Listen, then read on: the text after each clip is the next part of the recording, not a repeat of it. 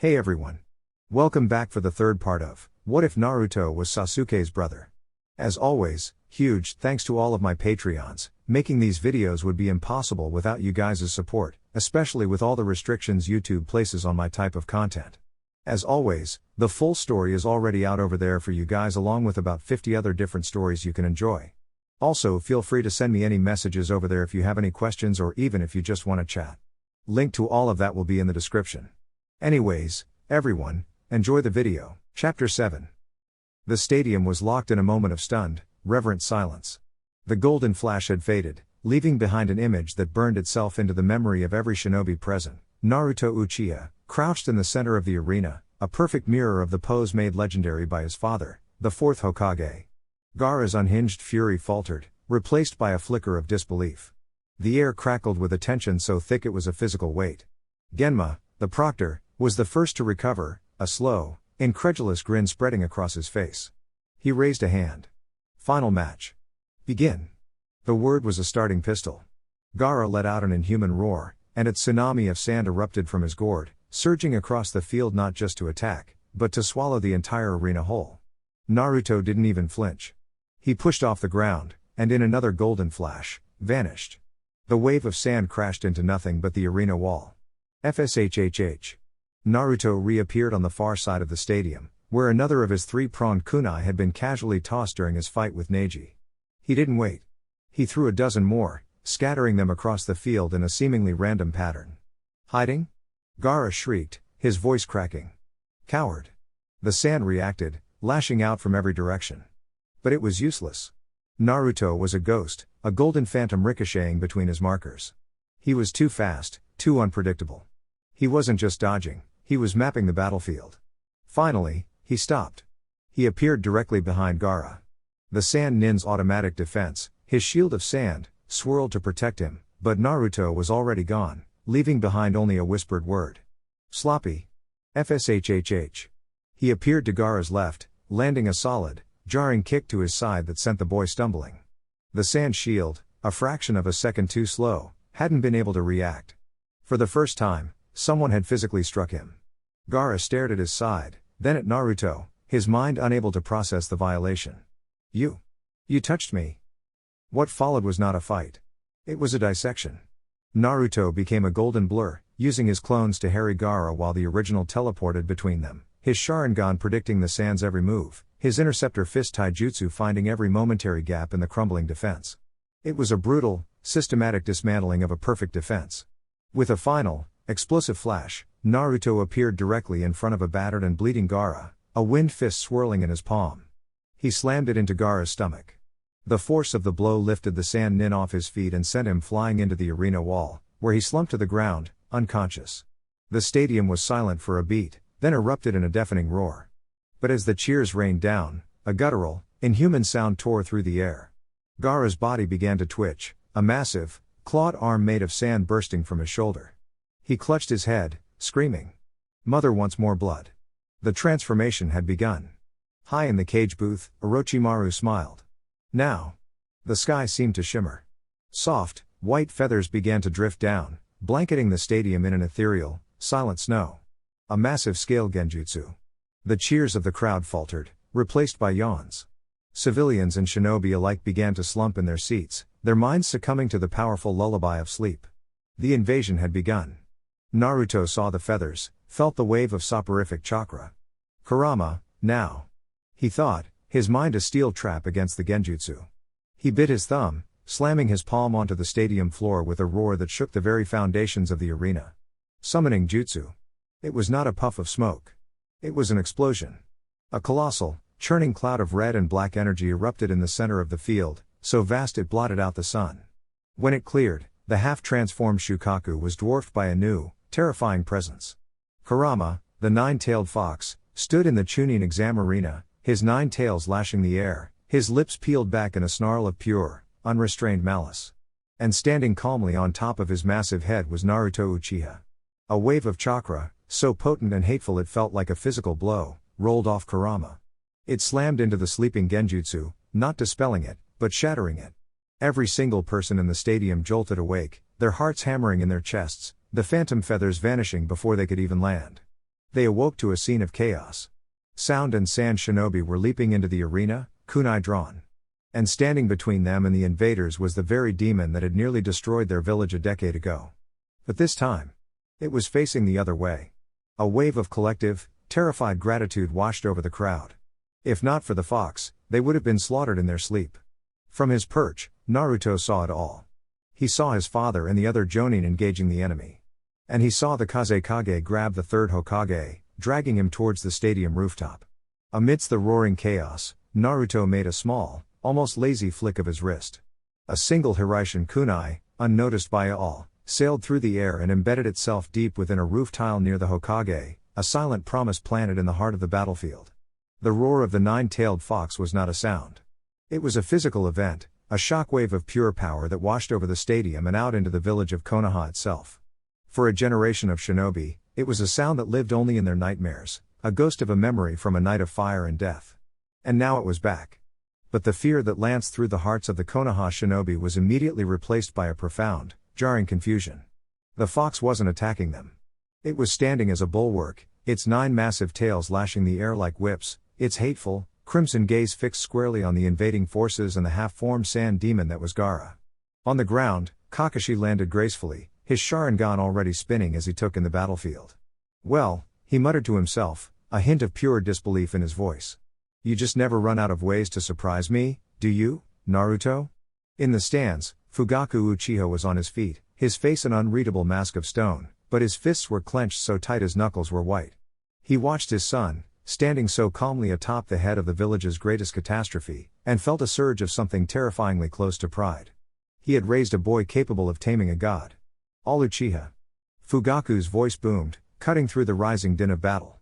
It was not the voice of a father, but of the captain of the military police. Form a perimeter. Evacuate the civilians. Engage all hostiles. Let no harm come to the village. The surviving Uchiha shinobi still loyal to him, a force much diminished, but no less proud, moved as one. A score of dark blue uniforms and crimson eyes descended into the chaos, their deadly efficiency a testament to their clan's strength. In the center of the field, Kurama lowered his massive head, his snout inches from the sputtering, half-formed Shukaku. Still as loud and pathetic as ever, little brother, Kurama's voice was a low rumble, not spoken, but felt in the bones of every living thing in the stadium. Go back to sleep. One of his tails, moving with impossible speed, lashed out. It wasn't an attack meant to kill, it was a swat, the kind one would use on an annoying insect. The tail slammed into Shukaku, and the sand construct shattered, collapsing into a heap of inert sand and the small, unconscious form of Gaara. The threat of the one tail was over before it had even truly begun. With the immediate Bijuu threat neutralized, the battlefield erupted into 100 smaller skirmishes. Sasuke. Naruto's voice called out from atop Kurama's head. The small friar yours. Sasuke didn't need to be told. He was already a blur of motion, his new katana a whisper of steel in the chaos. He moved with the grace of the interceptor fist, his Sharingan predicting every move the sound and sand shinobi made. He wasn't just fighting, he was dancing through them, a whirlwind of precise, disabling strikes. He was a perfect, deadly weapon, and the invaders fell before him like wheat before a scythe. Sakura, meanwhile, had her own mission. Seeing the panic in the stands, she created a dozen shadow clones, a skill she had forced herself to learn during her brutal training with Kakashi. They weren't combat ready, but they didn't need to be. Get everyone to the shelters, she commanded her clones. Calmly. In an orderly fashion. Her mind, her greatest asset, was now her weapon. She became a field commander for the evacuation, her clones guiding terrified civilians while the real Sakura kept a watchful eye for any threats that broke through the Uchiha's perimeter. From his high vantage point, Naruto saw it all. He saw Sasuke's deadly grace, Sakura's brilliant command, and his father leading the Uchiha like a well-oiled machine. A fierce grin spread across his face. This was his village. This was his family. His attention was drawn to the stadium roof. A shimmering, purple barrier had just erupted, trapping the Hokage inside with the Kazekage. Orochimaru. Kurama, Naruto said, his voice a low command through their mental link. Keep things tidy down here. Humph. Don't take too long, the fox grumbled, though a hint of dark amusement was in his tone. One of his tails swept out, effortlessly scattering a platoon of sound nin. Naruto focused, his eyes finding the Hiraishin kunai he had planted on the roof. He poured his chakra into the seal, feeling the familiar, gut-wrenching pull of space folding in on itself. The Hokage was in trouble. And the Fourth's legacy was coming to help. In a silent, golden flash, he was gone. The rooftop was a pocket of unnatural silence amidst the roaring chaos of the invasion below. The air inside the shimmering purple barrier was dead, heavy, and tasted of ozone and death. Naruto's appearance was not a grand entrance. One moment, the space was empty, the next, he was there, crouched in a three-point stance beside his Hiraishin kunai. He rose slowly, his blue eyes cold and hard, taking in the scene. The four sound shinobi holding the barrier. The third Hokage, looking older and more tired than Naruto had ever seen him. And the Kazekage, whose chakra felt slick, wrong, and sickeningly familiar. Naruto. Hiruzen Sarutobi's voice was a sharp, shocked gasp. How did you get in here? You must leave, now. The Kazekage let out a low, wet chuckle, a sound like scales sliding over stone. My, he hissed, his voice a chilling parody. The container of the nine tails. And an Uchiha, no less. I must admit, your growth continues to fascinate me. With a grotesque flourish, he reached up and peeled the Kazekage's face away like a rotten fruit peel, revealing the pale, snake-like visage of Orochimaru beneath. Naruto didn't flinch. He didn't show fear. His Sharingan blazed to life, the three tomoe spinning with cold fury. You, he said, the single word dripping with a hatred born in the forest of death. The one who hurt my brother. Hurt him? Orochimaru's tongue flickered out, tasting the air. I was offering him a gift. A gift of power you both seem so hungry for. While the confrontation unfolded on the roof, the battle in the stadium was already shifting. Seeing Gaara's inert form, Temari and Kankuro knew their primary mission was compromised. We have to get him out of here, Kankuro yelled, slinging the unconscious Gaara over his shoulder. With Temari providing cover with her massive fan, they began a desperate retreat from the arena. Kurama, who had been swatting away Sannin with contemptuous ease, saw the movement. Oh no you don't, his voice rumbled in Naruto's mind. That flea-bitten tanuki isn't going anywhere. With a single, earth-shattering leap that cracked the stadium floor, the colossal fox bounded over the arena wall, giving chase to the fleeing Sand siblings, his movements shaking the very foundations of the village. Sasuke saw it all. He saw the Sannin flee, and he saw the fox give chase. He didn't hesitate. He was a black and blue blur, weaving through the remaining invaders with his katana, his path a straight, deadly line towards the forest. Back on the rooftop, the battle had been joined. Orochimaru, with a flick of his wrist, unleashed a dozen striking shadow snakes from his sleeves. Wind fist. Naruto snarled, meeting them head on. He became a whirlwind, each punch and kick trailing a vortex of sharp, cutting wind that shredded the snakes into black smoke. He was holding his own. Impressive, Orochimaru hissed, a grin that was all teeth and malice spreading across his face. But let's see how you handle your elders. He flew through a series of hand signs, slamming his palms on the roof tiles. Two coffins erupted from the ground, the kanji for first and second emblazoned on their lids. The lids creaked open, revealing the reanimated, gray-skinned forms of Hashirama and Tobirama Senju, the founders of Konoha. Sensei, Hiruzen whispered, his face paling. This was a battle they could not win. Two immortal Kage and a Sannin. Naruto. Hiruzen's voice was a sharp command. Buy me time. I need an opening. Naruto didn't need to be told the plan. He saw the grim resolve in the old man's eyes. He saw him beginning the hand signs for a jutsu he didn't recognize, one that made the very air grow cold. You want an opening, old man? Naruto yelled, a wild, feral grin spreading across his face. I'll give you a hurricane. He brought his hands together in the familiar cross seal. Multi-shadow clone jutsu. The rooftop, already crowded, exploded with 100 Narutos. They swarmed the two Edo Tensei Hokage, a tide of orange and blue and crimson eyes. It was a suicidal, glorious distraction. Hiruzen saw his chance. While Orochimaru's attention was fixed on the unbelievable display of the forbidden jutsu, the third Hokage appeared behind him, his hand grabbing the Sannin's shoulder.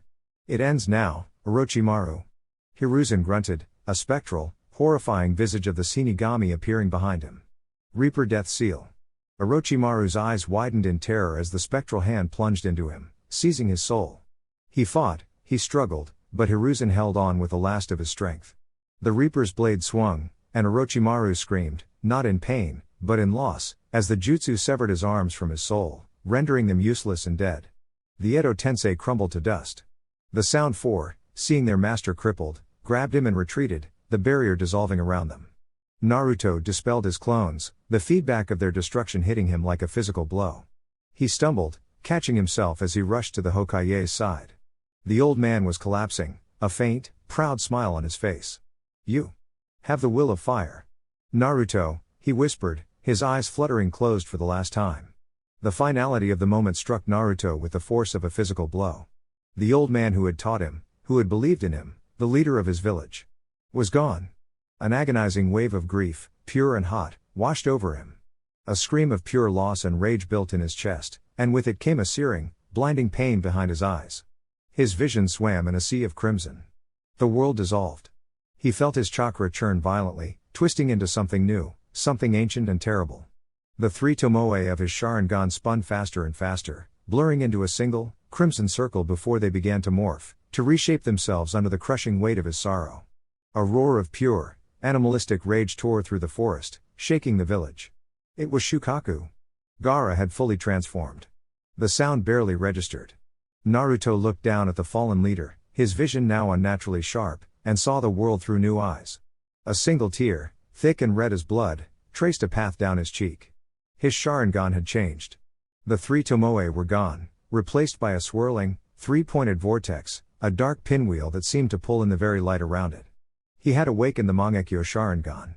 His duty wasn't over. His heart was broken, but his will was forged anew in the fires of his grief. With a choked sob, his Mangekyo eyes burning with a cold, terrible light, Naruto threw the Hiraishin kunai with all his might towards the sound of the rampage. It soared through the air, a glint of silver against the sky. Before it even landed, Naruto Uchiha was gone, vanishing from the silent rooftop in a final, golden flash. The world resolved in a gut-wrenching lurch. One moment, Naruto was on the silent, grief-stricken rooftop, the next, he was in a maelstrom of sound and fury. The air was thick with the stench of ozone and hot sand, and the ground trembled with a rhythm like a giant, angry heartbeat. He appeared mid-air, his Hiraishin kunai clattering to the forest floor below, and landed in a low crouch. The world he saw was a nightmare rendered in excruciating detail. Through his new Mangekyo eyes, every grain of sand blasting through the air was a distinct projectile, every leaf shredded from the trees was a separate, fluttering tragedy. The pain in his head was a searing, white-hot agony, a fire behind his eyes that threatened to consume him. The scene before him was apocalyptic. A colossal, tan-colored beast made of swirling sand, Shukaku, was roaring, its voice a grating shriek that tore at the senses.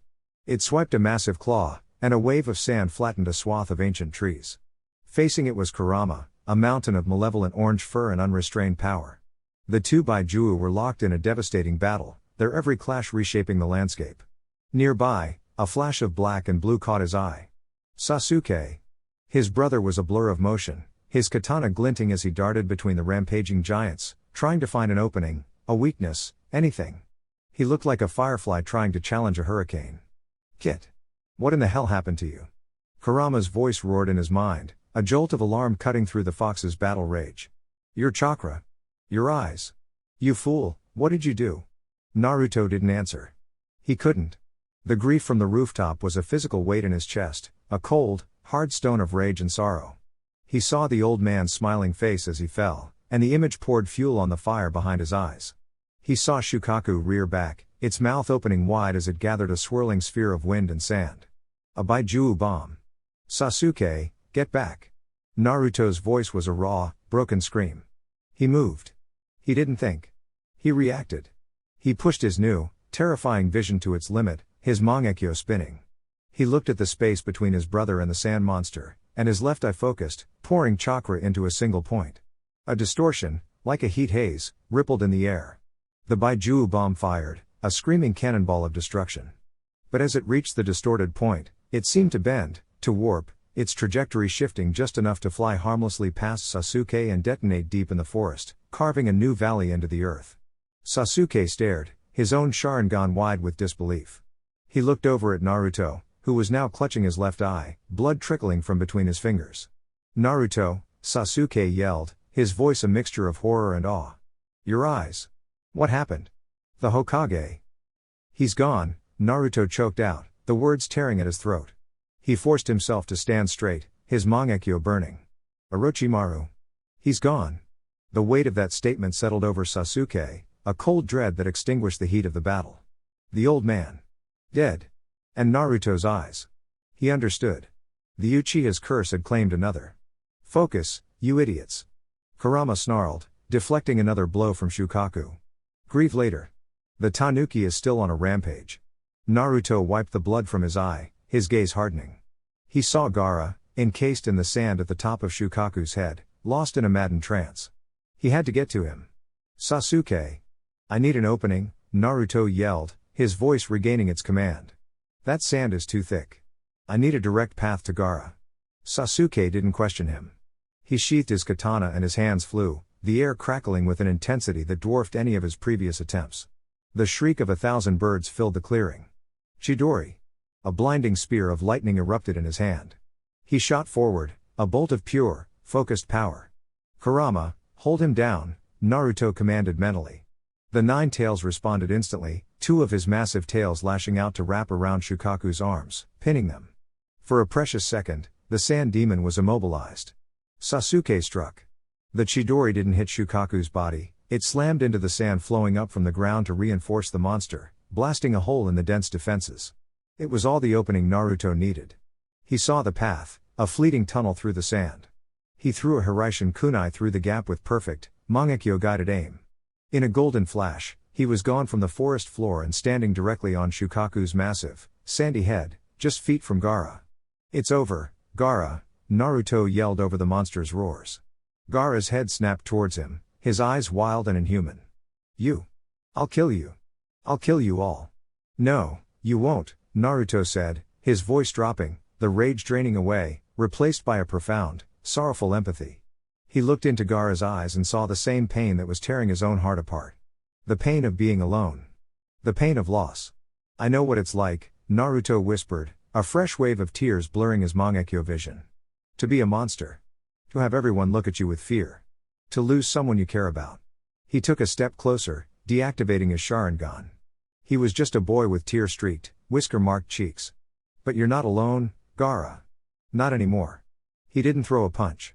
He reached out and placed a hand on Gaara's head. And for the first time in a long time, someone touched Gaara not with violence, but with understanding. The sand monster's roar faltered. The colossal body began to crumble, dissolving into a waterfall of sand, leaving 2 small boys to fall through the air, their shared pain a silent, unbreakable bond between them. The fall seemed to last an eternity. The roar of the wind in Naruto's ears was a welcome replacement for the shriek of the sand demon. Below, the world was a blur of green and brown, a spinning vortex that his exhausted mind couldn't quite process. He held onto the unconscious Gaara, a strange, protective instinct overriding his own fatigue. The landing wasn't a crash, but a gentle, surprisingly soft impact. A mountain of orange fur had cushioned their descent. Kurama, his 9 tails waving lazily, had caught them as easily as a child catching a ball. He gently deposited the 2 small boys on the ground amidst the splintered trees and churned earth. Sasuke was there in an instant, his katana sheathed, his Sharingan still active as he scanned his brother for injuries. Naruto. Are you alright? Your eye. Naruto waved him off, his body aching with a bone-deep weariness he had never known. The fire behind his Mangekyo had died down to a dull, throbbing coal. I'm fine, he rasped, his voice raw. Kurama let out a low, rumbling snort. Fine, the fox echoed in his mind, his voice dripping with sarcasm. You awakened a dojutsu that drinks its user's soul, fought a Sannin, and went toe-to-toe with another Jinchuriki. You're the furthest thing from fine, you little fool. Before Sasuke could press further, 2 figures dropped from the trees, landing in a defensive crouch. Temari and Kankuro. Their faces were pale with shock, their eyes wide as they took in the scene, the colossal 9-tailed fox, the 2 Uchiha boys standing over their unconscious brother, and the apocalyptic devastation that surrounded them. Gaara, Kankuro yelled, taking a step forward, his puppet-wielding arms tensing for a fight. Kurama took a single, deliberate step, the ground shaking with the movement. His massive, slitted eyes, each one larger than the sand siblings themselves, narrowed. I wouldn't, if I were you, his voice boomed, not just in Naruto's head, but out loud, a sound like grinding continents that sent a wave of pure terror through the 2 Chunin. They froze, their professional bravado crumbling in the face of a living god of destruction. Naruto held up a hand, a gesture that was both for Kurama and for the Sannin. He was exhausted, grief-stricken, and in immense pain, but he was still a shinobi of Konoha, and this was his mission. He's alive, Naruto said, his voice quiet but carrying in the sudden silence. He's just unconscious. Temari stared at him, her fan held tight in a white-knuckle grip. Her teal eyes flickered from Naruto's whisker-marked cheeks to the Uchiha crest on his back, then to the giant, terrifying fox standing behind him. What? What did you do to him? I talked to him, Naruto said simply. He pushed himself to his feet, swaying slightly. The adrenaline was fading, leaving a hollow, aching void where the Hokage's life used to be. You can take him. The invasion failed. Go home. Kankuro and Temari exchanged a look of disbelief. It was that simple? After all this? Just like that? Kankuro asked, his voice laced with suspicion. You're just letting us go? On one condition, Naruto said. His gaze shifted from Kankuro and landed squarely on Temari. The exhaustion and grief seemed to momentarily recede, replaced by a flicker of the old, unpredictable Naruto. A slow, tired grin spread across his face. You owe me a date. Silence. Of all the things the Sand siblings had expected, a demand for surrender, a threat of execution, a political ultimatum, that was not one of them. Kankuro's jaw dropped. Sasuke, who had been standing guard, actually stumbled, his brain short-circuiting at the sheer, unadulterated audacity of his brother. Even Kurama seemed to blink in surprise. Temari's face went through a rapid series of emotions, shock, confusion, indignation, and then a furious, blotchy blush that spread from her neck to the tips of her ears. A what? She shrieked, her voice cracking. Are you insane? We just tried to destroy your village. My brother almost killed you. And you're asking me out on a date? Well, you did beat Shikamaru, and I thought that was pretty cool, Naruto said with a shrug, as if it were the most logical thing in the world. And you called me cute during our fight. So, you can take your brother and go home, no strings attached. All I ask for is a date. Sometime in the future. When we're not, surrounded by a battlefield. He gave her a tired, lopsided grin. It was infuriating. It was absurd. And coming from the boy who had just commanded a nine-tailed demon and defeated her brother with a simple touch, it was utterly disarming. Temari just stared at him, her mouth opening and closing like a fish. She looked at her unconscious brother, at the Uchiha with the lightning-fast sword, and at the world-ending monster that was currently picking its teeth with a 50-foot pine tree.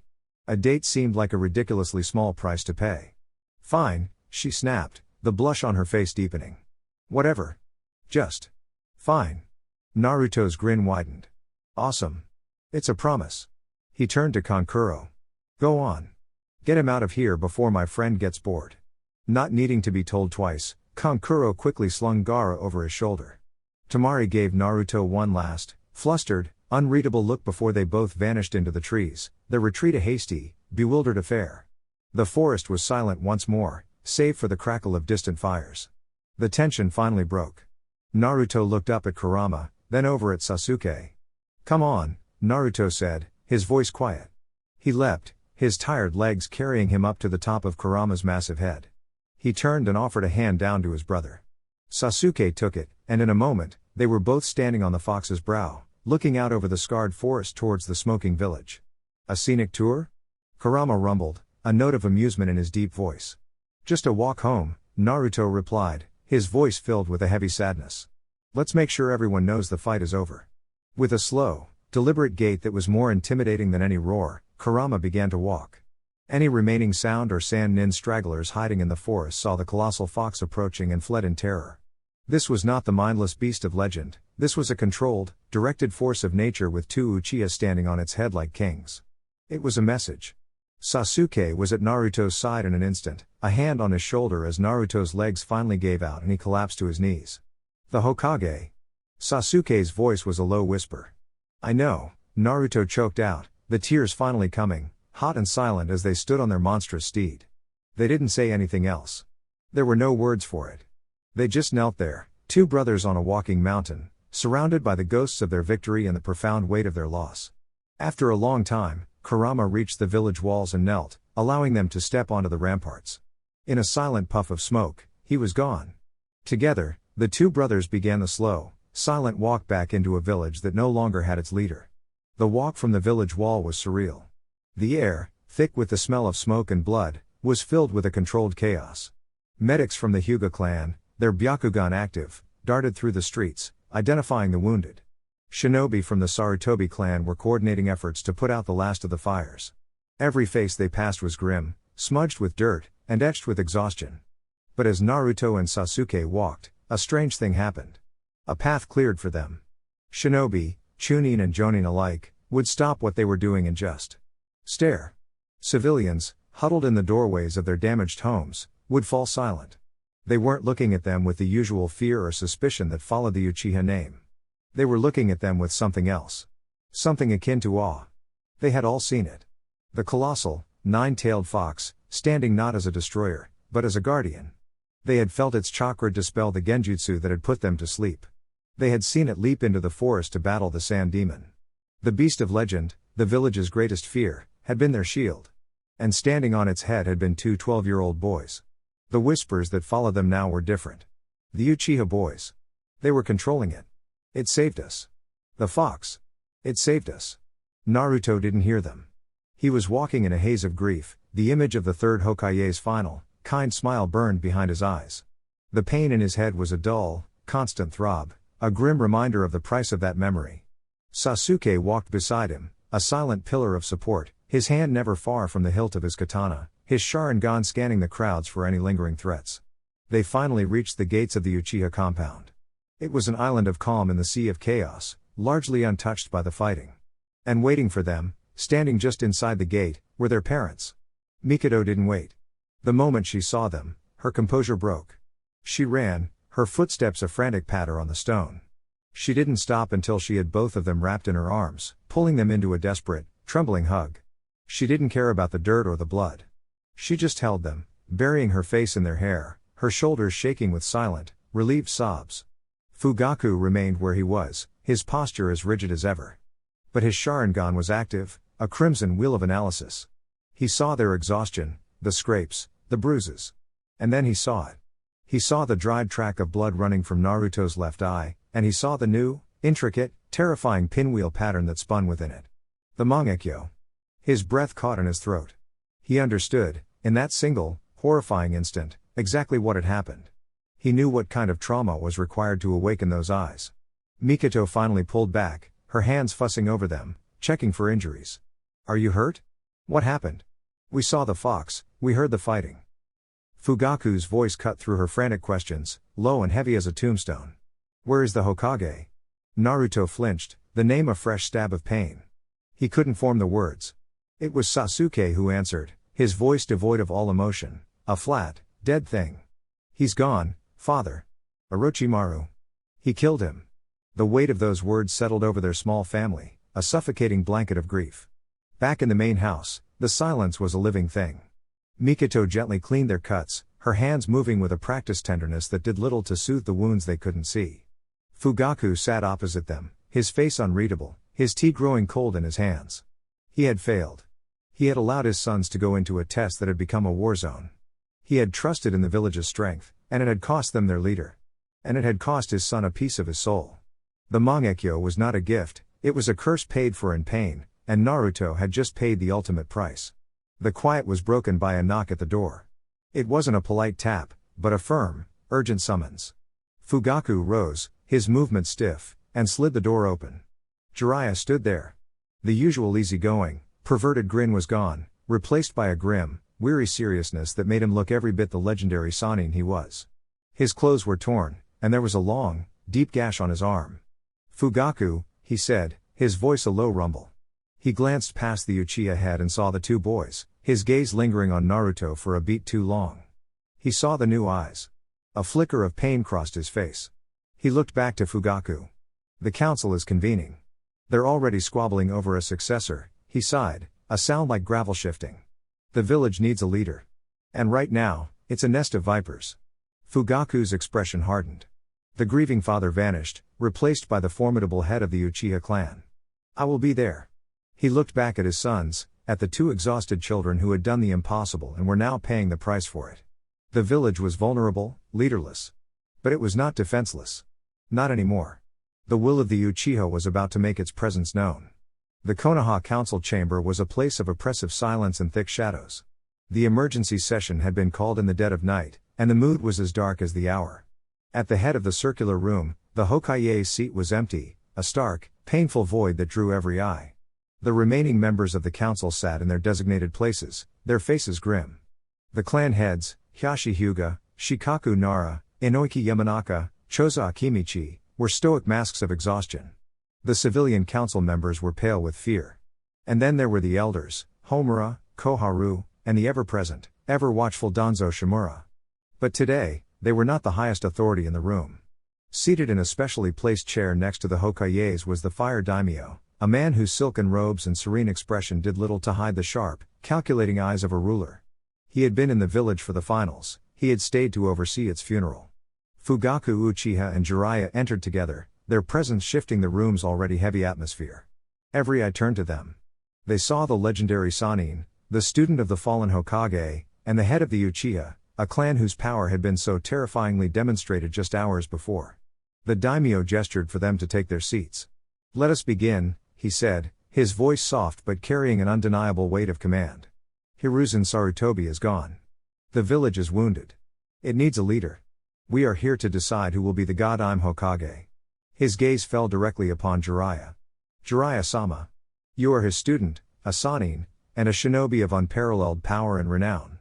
The position is yours, if you will accept it." Jiraiya, who had been slumping in his chair, let out a long, weary sigh. He ran a hand through his wild white hair. "No," he said, the single word echoing in the silent chamber. Koharu's eyes narrowed. "You refuse? At a time like this, you would shirk your duty?" "My duty is to the village, not to a desk," Jiraiya shot back, his gaze hardening. "I'm a spy, a wanderer. You chain me to that hat, and you lose one of your greatest intelligence assets. I'm no leader. I'm a terrible role model. And I hate paperwork." He leaned back, crossing his arms. "So no. I won't do it.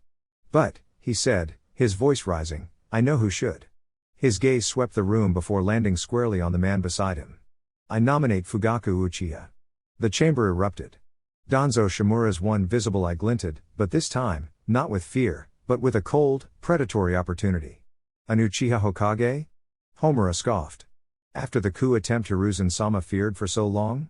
"A coup that never happened," Jiraiya countered, slamming a hand on the table. "A fear that was proven baseless when the Uchiha fought and bled for this village today. The Uchiha's loyalty is not what is in question now," Danzo said, his voice a dry rasp that drew all attention. He leaned forward, his gaze locking onto the Fire Daimyo. "What Jiraiya offers is not a candidate, but an opportunity. The sand and sound have left us wounded, yes. But they have also left themselves exposed. The sand, in particular, has lost its Kazekage and its Jinchuriki has been defeated. They are in disarray." He turned his cold gaze to Fugaku. "Fugaku Uchiha's son controls the Nine Tails. We all saw it. He commands a power that can level nations. This is the perfect time to strike.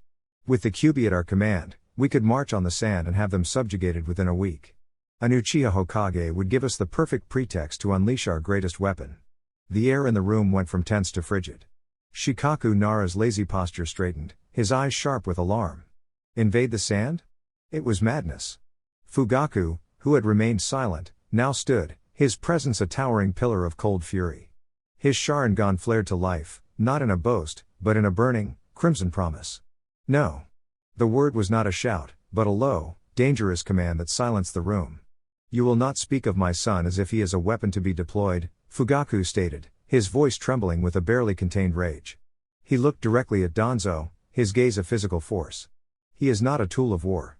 He is a 13-year-old boy who just watched his leader die and fought for his life to protect his home." He turned his furious gaze to the rest of the council. "The power of the Kyūbi is a shield for this village, not a sword to be plunged into the back of another. I will not send my son to die on a foreign battlefield to satisfy your thirst for power, Danzo. I will not put that kind of pressure, that kind of sin, on the shoulders of a child. Not now. Not ever. If that is your price for this office, then I refuse."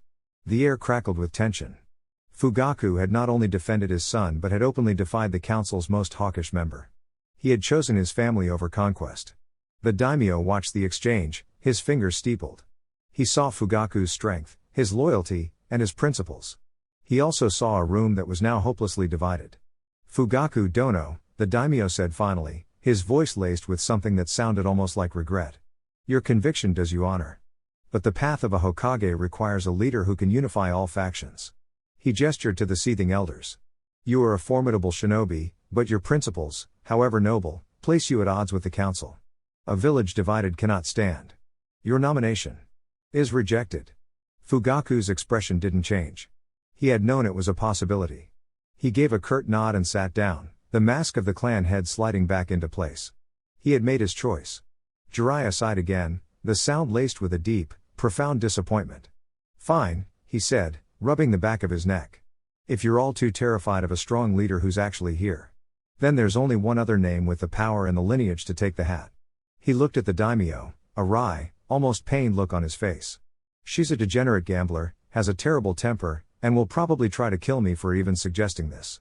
But she is the granddaughter of the first Hokage. She is the world's greatest medical nin. And she is the last of the Sannin. He took a deep breath. I nominate Tsunade. A murmur of agreement went through the room. It was the perfect political compromise. A senju by blood, a hero of the last war, and far removed from the Uchiha controversy. The fire daimyo nodded, a slow smile spreading across his face. An excellent choice. Find her, Jiraiya-sama. Bring her home. The fifth Hokage will beat Tsunade. The next 2 days were a blur of gray. The village of Konoha, united in its grief, held a mass funeral for the fallen. The sky wept a cold, steady rain that soaked the black mourning clothes of 1,000 shinobi and civilians. They stood before the memorial stone, a silent sea of sorrow, as the names of the dead were read aloud, each one a fresh wound. The longest pause, the heaviest silence, came after the name Hiruzen Sarutobi. Naruto stood between his parents, Sasuke at his other side. The rain plastered his blonde hair to his forehead, mingling with the tears he didn't bother to wipe away. He stared at his old sensei's picture, the one with the kind, grandfatherly smile, and the pain in his head, the phantom ache of his new Mangekyo, throbbed in time with the grief in his heart. He felt a profound, soul-crushing guilt. He had been there. He had been strong, but not strong enough. Not fast enough. He felt the eyes of the village on him, on his family. But for the first time, there was no fear in their gazes. No suspicion.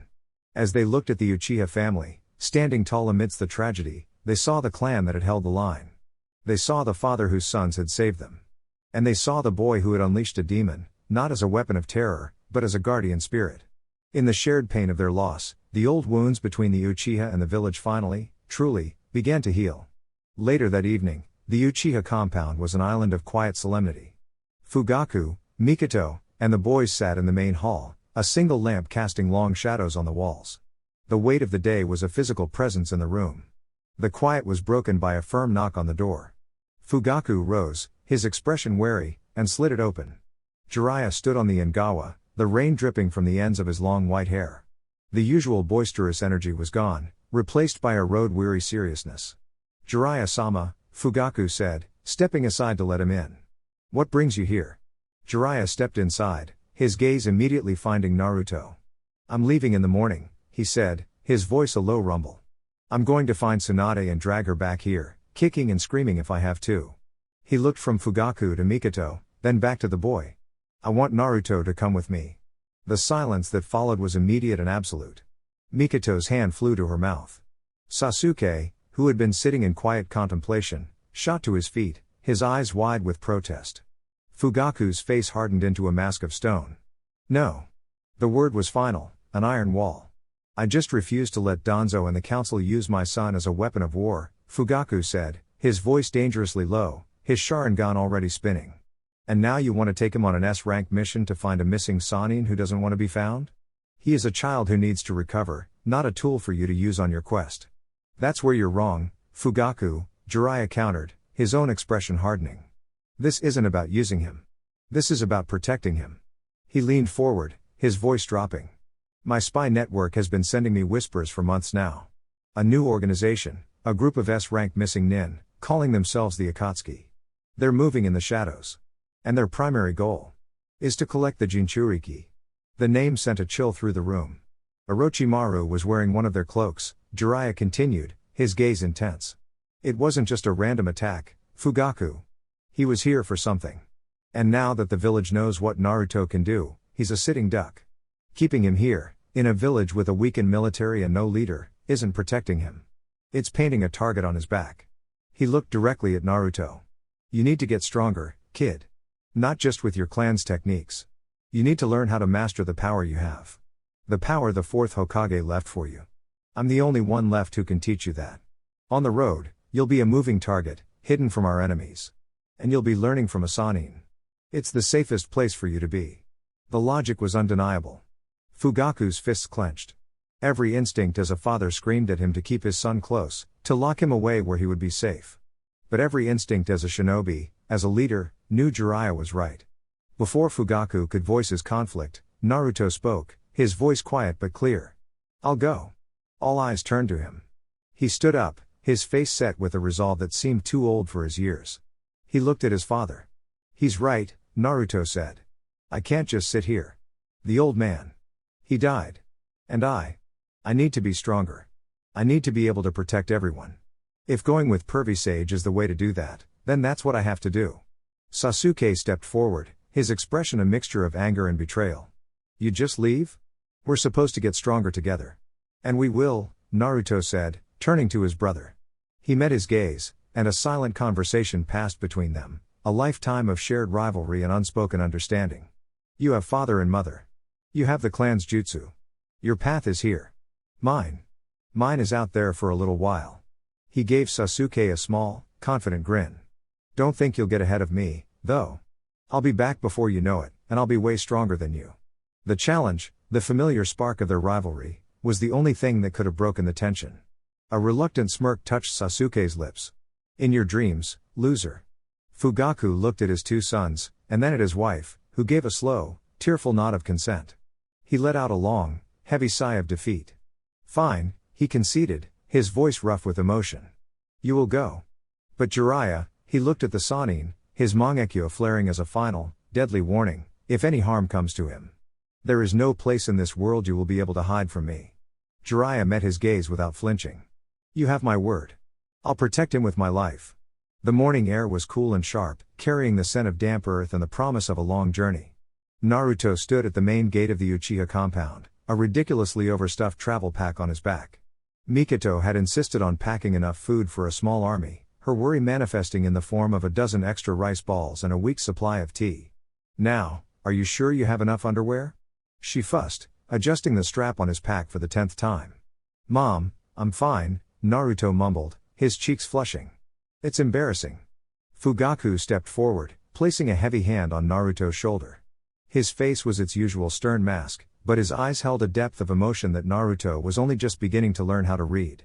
Jiraiya is a powerful shinobi, but he is eccentric. Do not let his foolishness distract you from your purpose. Learn everything he has to teach you. Absorb it. Master it. Your life may depend on it. He pressed a heavy, sealed scroll into Naruto's hand. Emergency funds. Do not spend it all on ramen. Finally, Naruto turned to Sasuke, who stood with his arms crossed, his expression carefully neutral. For a moment, neither of them spoke. The entire weight of their shared history, the training, the rivalry, the massacre, the silent understanding, hung between them. Naruto broke the silence, a wide, confident grin spreading across his face. Well, I'm off. Try not to miss me too much. Sasuke scoffed, a reluctant smirk tugging at his own lips. Just try not to embarrass the clan name, loser. He uncrossed his arms and held out a clenched fist. Naruto bumped it with his own, a familiar gesture that said more than words ever could. Get stronger. I'll get stronger. We'll meet at the top. With a final wave to his family, Naruto turned and walked toward the main village gate, where Jiraiya was waiting, looking impatient. The sight of his small, determined back walking away, out of the compound and into the wider world, was a heavier blow than Fugaku had anticipated. The road out of the land of fire was long and dusty. For the first few hours, Jiraiya was all business, setting a brisk pace and quizzing Naruto on his knowledge of the surrounding lands. But as soon as they were a safe distance from the village, the Sannin's true nature emerged. They came upon a hot spring resort, and Jiraiya's eyes took on a familiar, pervy glint. All right, kid, time for a little break. My research calls. Before Naruto could protest, Jiraiya was gone, scrambling up a cliff that overlooked the women's bath. Naruto just sighed, a profound sense of exasperation settling over him. He sat down by the side of the road, pulling out one of his mother's rice balls. This was going to be a very, very long trip. He was so focused on his snack that he almost didn't notice them. Two figures, walking down the road toward them. They wore simple straw hats and black cloaks adorned with ominous red clouds. Naruto's hand instinctively went to his kunai pouch. His Mangekyo throbbed behind his eyes, a phantom ache that was becoming a familiar warning. He felt a chill that had nothing to do with the weather. Akatsuki. One of the figures was unnaturally tall, a large, bandaged object strapped to his back. The other was shorter, his movements fluid and precise. As they drew closer, the shorter one looked up, his straw hat tilting just enough for Naruto to see the face underneath. And the world stopped. It was a face he saw every night in his nightmares, a face he had sworn to find. But it was older now, the lines of his jaw sharper, the sorrow in his eyes an ocean deeper than Naruto remembered. Itachi Uchiha. Naruto froze, the half-eaten rice ball forgotten in his hand. His heart hammered against his ribs, a frantic drumbeat of shock, rage, and a deep, aching confusion. He wanted to scream, to charge, to demand answers. But Jiraiya's words echoed in his head. They're hunting Jinchuriki. This wasn't a family reunion. This was a hunt. And he was the prey. Itachi's eyes, the same crimson Sharingan as his own, met Naruto's for a fraction of a second. There was no recognition, no emotion. Just a cold, analytical assessment. Then he looked past Naruto, up at the cliff where Jiraiya was undoubtedly still peeping. He gave a subtle, almost imperceptible shake of his head to his massive partner. The two figures walked past without breaking stride, their red cloud cloaks billowing in the breeze. They disappeared down the road, leaving Naruto sitting there, his body trembling, his mind a whirlwind. Itachi was here. And he had just walked right by him. A moment later, Jiraiya dropped down from the cliff, a satisfied, goofy grin on his face. All right, research complete. The inspiration is flowing. He paused, his grin fading as he saw the look on Naruto's face. Kid? What's wrong? You look like you've seen a ghost. Naruto swallowed hard, the taste of rice and fear thick in his throat. Worse, he whispered, his eyes still fixed on the empty road. I saw my brother. Jiraiya's goofy grin evaporated as if it had never been there. In its place was the hard, lethal focus of a Sannin. He moved in a blur, his hand clamping down on Naruto's shoulder with a grip like stone. His eyes, suddenly sharp and cold, scanned the empty road, then the surrounding cliffs, searching for any lingering trace of chakra. Tell me everything, Jiraiya commanded, his voice a low, dangerous growl that Naruto had never heard before. What did they look like? What did they do? Exactly as it happened. Now. Naruto, still reeling, recounted the brief, chilling encounter. He described the impossibly tall man with the bandaged weapon and the shorter, familiar figure of his brother. He described the cold, emotionless assessment in Itachi's eyes, and the almost imperceptible shake of his head before they continued on their way. Jiraiya listened, his expression growing darker with every word. The tall one was Kitsune Hoshigaki, he said, his voice grim. The monster of the hidden mist. Another of the 7 swordsmen. A man who enjoys slaughter as much as he enjoys breathing. He finally released Naruto's shoulder, turning his gaze down the road where the two figures had disappeared. They're moving in pairs. This is bad. Worse than I thought. Why? Naruto asked, his own anger and confusion bubbling to the surface. Why did he just walk by? If they're hunting me, why didn't they just attack? I was right here. Because I was up on that cliff, Jiraiya said flatly. And even S-rank criminals think twice before engaging one of the legendary Sannin for no reason. Itachi made a tactical decision. He knew I was here, and he chose to avoid a fight that would have leveled this entire valley. He wasn't sparing you, kid. He was being pragmatic. The cold logic of it was a slap in the face. It wasn't mercy. It was a calculated risk assessment. We can't stay here, Jiraiya said, his eyes scanning the area with a new paranoia. We're too exposed. Forget Tsunade for now. Our priority has changed. He shouldered his own pack, his entire demeanor shifting from a wandering researcher to a commander on the battlefield. Our new mission is to make you strong enough to survive the next time they find you. Because they will find you again. They abandoned the main road, striking out into the dense, untamed wilderness. For hours, they moved in a tense silence, Jiraiya's senses on high alert. Finally, as dusk began to settle, they made camp in a small, hidden clearing by a rushing river. Jiraiya turned to Naruto, his expression deadly serious. That space-time jutsu of yours is a hell of a trump card, kid. But it's not a magic ticket out of any situation. How far can you jump right now? Your absolute maximum range. Naruto thought for a moment, picturing the complex seal formula in his mind. If I have a marker set, I can probably jump a few hundred meters. Maybe across a wide clearing. I haven't really pushed it farther than that. Jiraiya shook his head. Not enough. Not nearly enough. Against someone with Itachi's speed or Kitsune's raw power, they'd be on top of you before you could get clear. Right now, your Hiraishin is a tool for repositioning, for surprise attacks. It's not a true escape route yet. You need something else. A fang of your own that you can use in an instant to create the opening you'd need to flee. He held out his right hand, palm up. Naruto watched, his own Sharingan activating instinctively, as chakra began to gather in Jiraiya's palm. It wasn't wild and explosive like his own. It was a perfect, controlled rotation, a miniature galaxy of pure power swirling into a stable, humming sphere. The Rasengan, Jiraiya said, his voice filled with a rare reverence. The ultimate expression of shape transformation. A technique created by your father, the fourth Hokage. He slammed the completed Rasengan into the trunk of a massive tree. There was no explosion, only a grinding, tearing sound. When he pulled his hand away, a perfect, spiraling crater was gouged deep into the wood. Naruto stared, his eyes wide with awe. This was pure, refined skill. But this, Jiraiya said, gesturing to the damage, was just the first step for him. Minato's ultimate goal, the thing he was working on before he died, was to do what no one had ever managed before, to add his elemental nature to this perfect sphere of chakra. He believed that would create a jutsu that would change the very nature of shinobi combat. He looked at Naruto, the setting sun casting a long shadow behind him. The goofy pervert was gone. This was the Toad Sage, the master who had trained a Hokage, and he was offering his greatest legacy. Before you can even dream of finishing what your father started, you have to master his foundation. From now until we find Tsunade, Jiraiya declared, this technique is your entire world. You will eat, sleep, and breathe the Rasengan. It will be the hardest thing you have ever done. Are you ready? Naruto looked at the crater in the tree, the memory of his brother's cold, indifferent eyes burning in his mind. This was his father's legacy. A weapon to survive. A puzzle to complete. Yeah, Naruto said, his voice a low, determined whisper. I'm ready.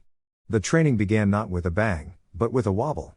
Jiraiya produced a simple water balloon from one of his many pouches and tossed it to Naruto. Step 1, rotation, he said, his tone all business. The goal is to spin the water inside this balloon until the sheer rotational force makes it pop. You do it with your chakra, and your chakra alone. No squeezing, no tricks. Naruto stared at the balloon in his hand, then back at Jiraiya. That's it? This is my dad's ultimate jutsu?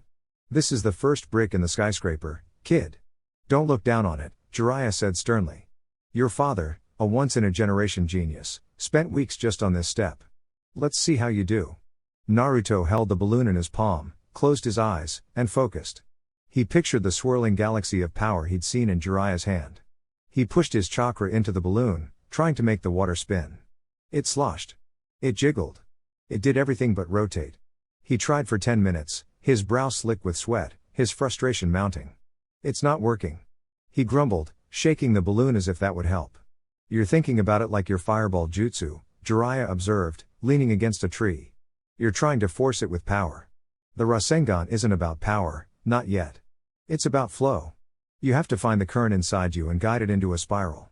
Naruto gritted his teeth. Flow. Rotation. Control. He was used to overwhelming opponents with numbers and raw force. This was different.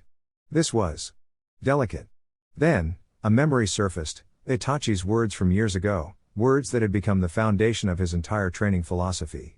100 clones training for 1 hour is 100 hours of experience. A slow, wide grin spread across his face. Hey, pervy sage, Naruto said, a familiar, mischievous glint in his eyes. You said this took my dad weeks, right? Yeah, what of it? Jiraiya asked, raising an eyebrow. I'm gonna do it in a day. Before Jiraiya could question his bravado, Naruto formed the cross seal. Shadow clone jutsu. The clearing exploded in a sea of orange. 200 Narutos popped into existence, each one grinning with the same cocky confidence. Jiraiya's jaw dropped. All right, guys. The original Naruto yelled, tossing his balloon in the air. You heard me. One day. Now somebody get us some more balloons. What followed was pure, unadulterated chaos. The clones descended on Jiraiya's pack, producing a small mountain of water balloons. The clearing filled with the sounds of sloshing, grunting, and the occasional pathetic pop as a clone squeezed too hard. It was a symphony of failure, but it was failure on a massive scale. As Naruto wrestled with his own balloon, he took a moment to mentally take stock of his arsenal. He was powerful, he knew that. But Jiraiya was right. All his trump cards had a cost. He could feel Kurama stir in the back of his mind. That bubbling filth you used against the snake is my rage leaking out, the fox's voice rumbled in his head, a constant, low thrum. It'll shred your body from the inside if you rely on it. And against a chakra eater like that shark-faced bastard? You might as well be serving him a feast. Don't be an idiot. Kitsune was a direct counter to his Jinchuriki power. A terrifying thought. And his Mangekyo. He could still feel the phantom ache behind his eyes from the single, grief-fueled moment it had awakened. Using it felt like pouring sand into his own eyes. It was a weapon of last resort, a blade with no handle. Even his Horaishin was limited, a short-range tool for now, not the get-out-of-jail-free card his father had wielded. He needed this. He needed a weapon that was his and his alone, something he could use without burning himself out or feeding his opponent. Poof! A clone on the far side of the clearing vanished. A jolt of feedback hit Naruto, not just the memory of failure, but a tiny spark of understanding. The clone had almost gotten the water to swirl by picturing a whirlpool. Wrong direction, Naruto thought, correcting the mental image. Poof! Poof! Pop! The sound was different. It wasn't the wet smack of a balloon being squeezed. It was a sharp, percussive bang. Every Naruto in the clearing froze. One clone, sitting by the river, was staring at his empty, dripping hand, a look of pure, dumbfounded shock on his face. He'd done it. The instant the clone dispelled, a torrent of information slammed into the original Naruto's mind. It wasn't a thought. It was a feeling. He understood the flow, the precise, multi-directional swirl of chakra needed. He picked up a fresh balloon, closed his eyes, and replicated the sensation. The water inside began to spin, faster and faster, a perfect vortex in his palm. It whined, the balloon stretching, straining, until... Pop! He opened his eyes, staring at his soaked hand. He'd done it. A wide, triumphant grin split his face. Jiraiya pushed himself off the tree, a look of utter disbelief on his face. No way. He actually... In 3 hours. Alright, what's next? Naruto demanded, his energy renewed. Jiraiya, still trying to process the sheer absurdity of Naruto's learning curve, reached into his pouch and pulled out a solid rubber ball. Step 2, power, he said, his voice laced with a newfound respect. He tossed the ball to Naruto. Same thing. But this time, your goal isn't to pop it. It's to shred it from the inside out. Don't hold back. Naruto and his 200 clones looked at the tough rubber balls in their hands. The first step had been about control. This one was about pure, destructive force. No problem, the 201 Narutos said in perfect, grinning unison. This is the part we're good at. The part they were good at, as it turned out, was breaking things. The clearing, which had been filled with the wet slosh of water balloons, was now a cacophony of strained grunts, the thrum of immense chakra, and the sharp, tearing sound of rubber giving way. The second step was a different kind of hell. Where the water balloon required a delicate, consistent flow, the rubber ball demanded a focused, overwhelming torrent of power. Too little, and nothing happened. Too much, and the rotational energy would destabilize, the chakra flaring uselessly and jolting the user with painful feedback. For hours, the army of Naruto struggled.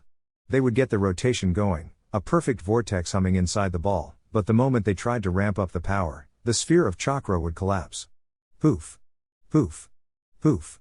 Clones vanished left and right, their failures sending waves of frustration and phantom aches through the original. It's like trying to hold a storm in a teacup. One clone yelled before dispelling. The feedback was surprisingly insightful. That was exactly the problem. Jiraiya watched, a thoughtful look on his face. He's got the rotation down, and he's got the power. But he's trying to do them sequentially. He needs to do them at the same time. He needs to pour the power into the rotation. As if hearing his thoughts, the original Naruto, sitting cross-legged in the center of the chaos, had his own breakthrough. He wasn't just receiving memories of failure, he was receiving hundreds of simultaneous data streams on chakra theory. He felt the flaw in his own logic. He was trying to build a spinning top and then shove it forward. He needed to build it while it was moving. He held a fresh rubber ball, took a deep breath, and focused. He initiated the rotation, but this time, he didn't wait for it to stabilize. The instant the vortex began to form, he flooded it with a raw, controlled surge of power. The rubber ball in his hand didn't just pop. It didn't tear. It disintegrated. A cloud of fine black dust was all that remained, and a deep, spiraling gouge was carved into his palm. He yelped, dropping what was left of the ball, but a wide, manic grin was plastered on his face. The moment of understanding rippled through the clone network. A second later, the clearing was filled with the sound of 100 rubber balls being simultaneously obliterated. Jiraiya just shook his head, a low chuckle escaping his lips. Minato, my boy. Your son is an absolute monster. All right, Naruto yelled, nursing his sore hand. Rotation, check. Power, check. What's the last step? Jiraiya's expression turned serious. He walked over, the lazy demeanor gone. The last step, kid, is the mountain. You've learned the pieces. Now you have to put them together. No balloon, no ball. Just pure chakra, held in your palm. Maximum rotation, maximum power, all in a stable, perfect sphere. This is the part that took your father 6 months. The 200 clones looked at each other, their earlier bravado gone, replaced by a grim determination. The third step was a nightmare. Without a container to shape the chakra, it was like trying to cup water in a sieve. Naruto would begin the rotation, but the moment he added power, the energy would explode outward in a wild, uncontrolled wave, sending him flying. The clearing was soon littered with craters and dazed, bruised Narutos. The feedback was a constant, agonizing barrage of failure. By the end of the day, his army of 200 had been whittled down to a dozen exhausted, battered clones, and the original was barely conscious. I can't do it, Naruto panted, his body a single, throbbing bruise. It's impossible. Jiraiya knelt beside him, a rare look of sympathy on his face. It's not impossible, kid. It's just genius level. Your father and I. We have a level of chakra control you just don't possess yet. You're trying to do two different, incredibly complex things with one hand. He paused, looking at one of the remaining shadow clones. An idea sparked in his eyes. Wait a minute. You don't have one hand, Jiraiya said, a slow grin spreading across his face. Kid, you've been tackling this like a genius, but you're not a genius of precision. You're a genius of numbers. So stop trying to be your dad. Find your own solution. Naruto stared at him, then at his clone, and the pieces clicked into place. 2 hands. He struggled to his feet and called over a single, relatively unbruised clone. Get over here. The original Naruto held out his right hand and focused, pouring all his mental energy into a single task, creating the violent, perfect rotation. The clone placed its own hands over his, and on Naruto's command, focused on a different task, pumping raw, untamed power into the swirling vortex. It was chaotic. The energy bucked and writhed. But with one mind focused on rotation and a second mind focused on power, they found a balance. The wildly spinning chakra was contained, compressed, and stabilized by the second set of hands. Slowly, a perfect, humming sphere of brilliant blue chakra, swirling with unimaginable power, formed between their palms. Naruto stared at it, his breath caught in his throat. He had done it. It wasn't his father's technique anymore. It was his. Chapter 8. The Rasengan was a demanding, jealous technique. It consumed Naruto's every waking moment. For the next week, as he and Jiraiya traveled, every rest stop, every campsite, was a training ground. He and his clones practiced the 3-step process until it became second nature, the time it took to form the brilliant blue sphere shrinking from a frantic minute to 10 focused seconds. The raw, destructive power of it was intoxicating. Their journey finally led them to Tanzaku Town, a vibrant, noisy city of paper lanterns, gambling halls, and the sweet smell of festival food. It was a place that ran on luck and liquor. All right, kid, here's a wallet, Jiraiya said, tossing Naruto a heavy, toad-shaped coin purse. Get yourself a room, eat some real food, and stay out of trouble. I have some very important research to conduct. Naruto knew exactly what that meant. Don't get arrested, pervy sage. Jiraiya just laughed and disappeared into the throng of people, his sights clearly set on the nearest hot spring. Left to his own devices, Naruto found an inn, but the vibrant energy of the town made it impossible to rest. He found a secluded clearing in the woods just outside the town walls, a place with plenty of sturdy-looking boulders. He created a single clone. Ready? He asked. Let's do it, the clone replied. They went through the motions, one hand providing rotation, the other providing power. A perfect Rasengan whirred to life between their palms. It was stable, humming with a power that made the air itself vibrate. Naruto looked at the largest boulder, took a deep breath, and charged. Rasengan. The impact wasn't an explosion. It was a grinding, catastrophic obliteration. The sphere of chakra didn't just break the boulder, it burrowed into it, the rotational energy tearing it apart from the inside out.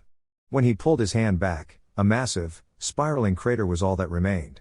Naruto stared at the damage, then at his own hand, a sense of profound, terrifying awe washing over him.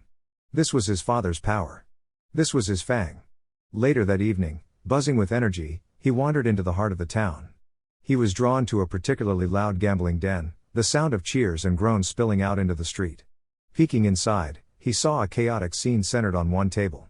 A beautiful woman with blonde hair tied in two low ponytails was slamming her fist on the table, a look of comical fury on her face. "No way.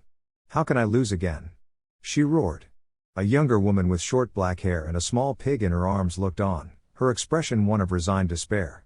"That's the legendary sucker for you," someone at the bar snickered. "Best medic in the world, worst gambler in history." Naruto, ever tactless, walked right up to the table. "Wow, you're really bad at this," he said cheerfully. The blonde woman's head snapped toward him, a dangerous glint in her brown eyes. "What did you say, you little brat?" "I said, you're bad at this," Naruto repeated, completely unafraid. He pointed a thumb at his own chest. "But I'm feeling lucky tonight. Bet on snake eyes. All of it." The woman, Tsunade, stared at him. There was something about the kid's ridiculous, unshakable confidence that was familiar. With a shrug, she pushed her last stack of chips onto the designated spot. "Why not? Can't get any worse." The dice tumbled. The croupier's eyes went wide.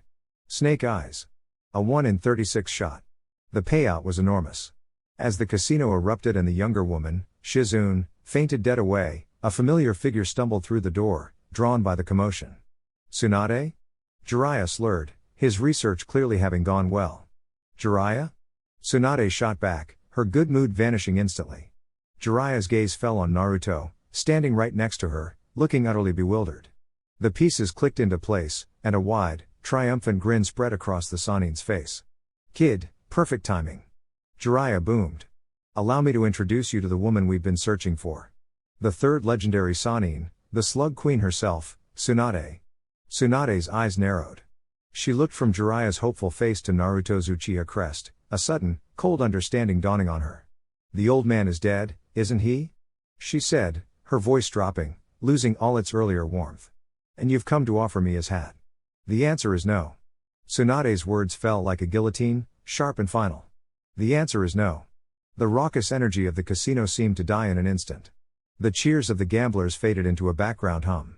Jiraiya's drunken, triumphant grin melted away, replaced by a deep, weary sigh. He looked older, suddenly. "Tsunade, be reasonable," he said, his voice losing its usual boisterous edge.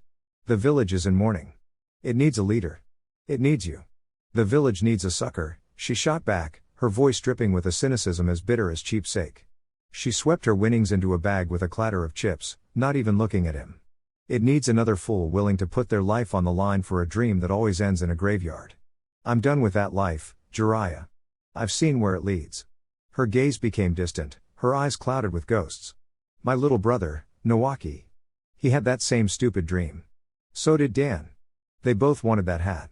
And they both died for it. That title isn't an honor, it's a curse." Naruto had been quiet, watching the exchange with a confused frown. But at her last words, something inside him snapped. "Don't you dare," he said, his voice quiet but ringing with an authority that made both Sannin look at him. "Don't you dare talk about the Hokage like that." He took a step forward, his fists clenched, his blue eyes blazing with a righteous fire. "The old man was a hero. My dad was the fourth Hokage. They died protecting people like you. They were great. You have no right to talk about them like they were fools." Tsunade stared at him. Really stared. She saw the fierce loyalty, the impossible, stubborn confidence. She saw the Uchiha crest on his back, but she saw Minato's brilliant blonde hair and Kushina's fiery will in his eyes. It was like looking at a ghost. Two ghosts, mashed together into one loud, infuriatingly idealistic brat. He looked just like them. Just like Nawaki. Just like Dan.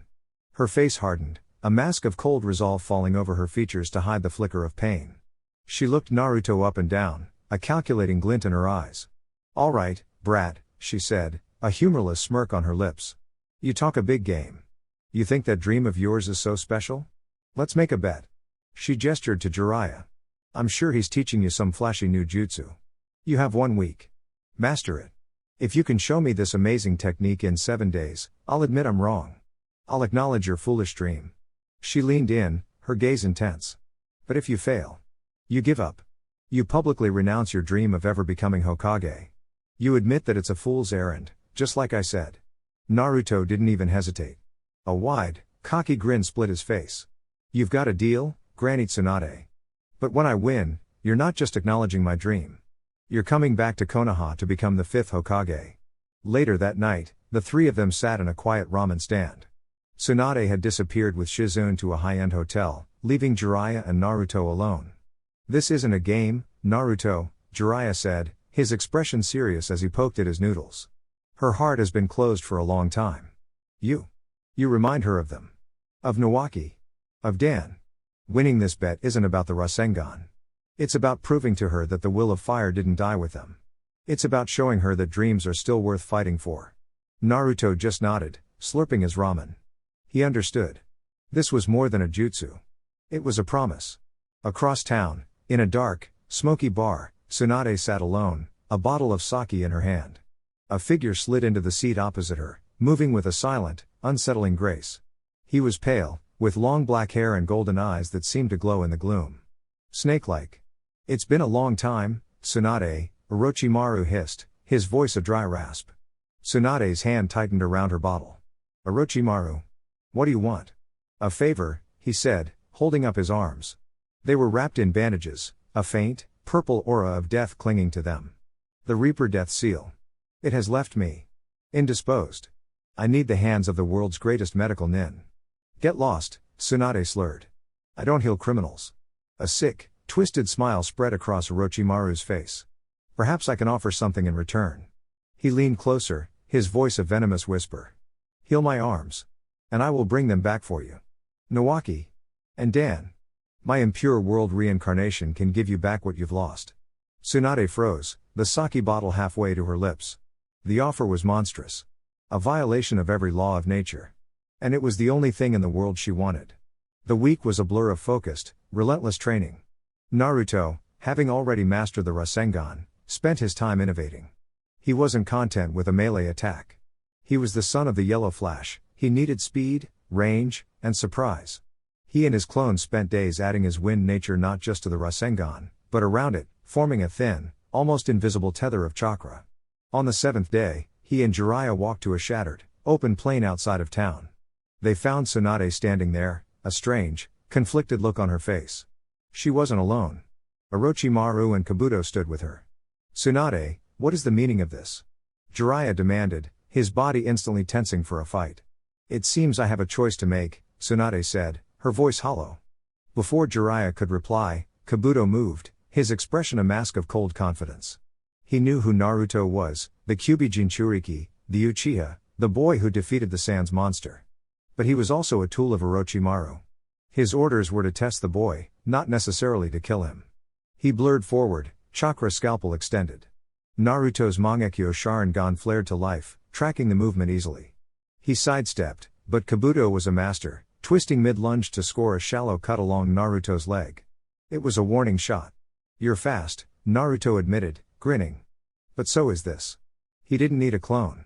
In a single, fluid motion, he formed a perfect, humming Rasengan in his right hand. Then he did something that made both Orochimaru and Jiraiya's eyes widen. He threw it. The brilliant blue sphere shot through the air, not like a missile, but like a deadly, guided projectile. A nearly invisible thread of wind chakra connected it to Naruto's outstretched hand. Kabuto's eyes went wide with shock, he dodged left, but with a flick of his wrist, Naruto changed the Rasengan's trajectory. It banked like a hawk and slammed into Kabuto's back. The impact was catastrophic, sending him tumbling end over end into the dirt. Tsunade stared, her jaw slack. The impossible will, the shocking power. Her choice was made. As Orochimaru hissed in frustration, she blurred forward, not at Jiraiya, but at her former teammate, her fist cocked back. You will not touch that boy. The battle of the Sannin had begun. It was a clash of titans. Jiraiya engaged Orochimaru, their ninjutsu tearing up the landscape, while Tsunade's monstrous strength shattered the earth with every punch aimed at the regenerating snake man. It was a stalemate. Enough of this. Orochimaru snarled, wiping blood from his lip. His bandaged hands twitched uselessly, the dead nerves a constant, agonizing reminder of Hiruzen's final curse. Kabuto, he hissed. Kabuto, who had already used his medical ninjutsu to mend the worst of his injuries, appeared at his master's side. "Summon Manda," Orochimaru commanded. Without a word, Kabuto bit his thumb, wiped it on the blood from Orochimaru's mouth, and then slammed his hand on the ground. Summoning jutsu. The ground erupted, and the colossal, terrifying form of Manda, the king of snakes, materialized with a deafening hiss. Jiraiya smirked. "Two can play at that game." He bit his thumb. Summoning jutsu. In an equally massive cloud of smoke, the pipe-smoking, blade-wielding chief of the Toads, Gamabunta, appeared. Tsunade didn't waste a beat. Summoning jutsu. A third plume of smoke, and the gentle, massive form of Katsuyu, the Slug Queen, materialized, ready to support her master. The battlefield had become a war zone of kaiju. Naruto, watching from the sidelines, felt a familiar, ferocious grin spread across his face. "Hey, Kurama," he thought, his mental voice ringing with excitement. "Feel like showing these guys what a real king looks like?" He bit his thumb, slammed his hand on the ground, and poured every ounce of his will into the seal. The world seemed to hold its breath. Then, with a roar that shook the heavens, a pillar of crimson chakra erupted, and from it emerged the magnificent, terrifying form of the nine-tailed fox. Kurama landed with a ground-shaking thud, Naruto standing casually on his head. His 9 tails lashed the air, and his malevolent gaze swept the field. He saw Manda and snarled. Then, his eyes fell on Gamabunta. He visibly bristled. "You." Kurama's voice was a tidal wave of pure indignation. "I still have a bump on my head from when you sat on me, you overgrown amphibian." Gamabunta blinked, taking a drag from his pipe. "Oh, it's you. Still sore about that?" Kurama's fangs dripped with killing intent. He turned his gaze back to Manda, the greater threat. "Fine. We'll skin this pathetic snake together," he roared, loud enough for the entire battlefield to hear. "But after that, I'm devouring you for dessert, Toad." The battlefield was a scene from a nightmare's fever dream. 4 colossal beings, each with the power to level a small country, faced off on a plain already scarred by the Sannin's battle. The very air thrummed with an oppressive, ancient power.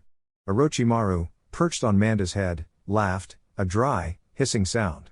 "Jiraiya, you sentimental fool. And you, Tsunade, so easily swayed by a brat's idealism. And to bring out the 9 tails. A truly reckless gamble." "Less of a gamble, Snake," Naruto's voice called down from atop Kurama's head, "and more of an ace in the hole." Kurama didn't wait for a signal. With a roar that split the sky, he lunged. He wasn't just a beast, he was a force of nature, a living tsunami of claws and teeth.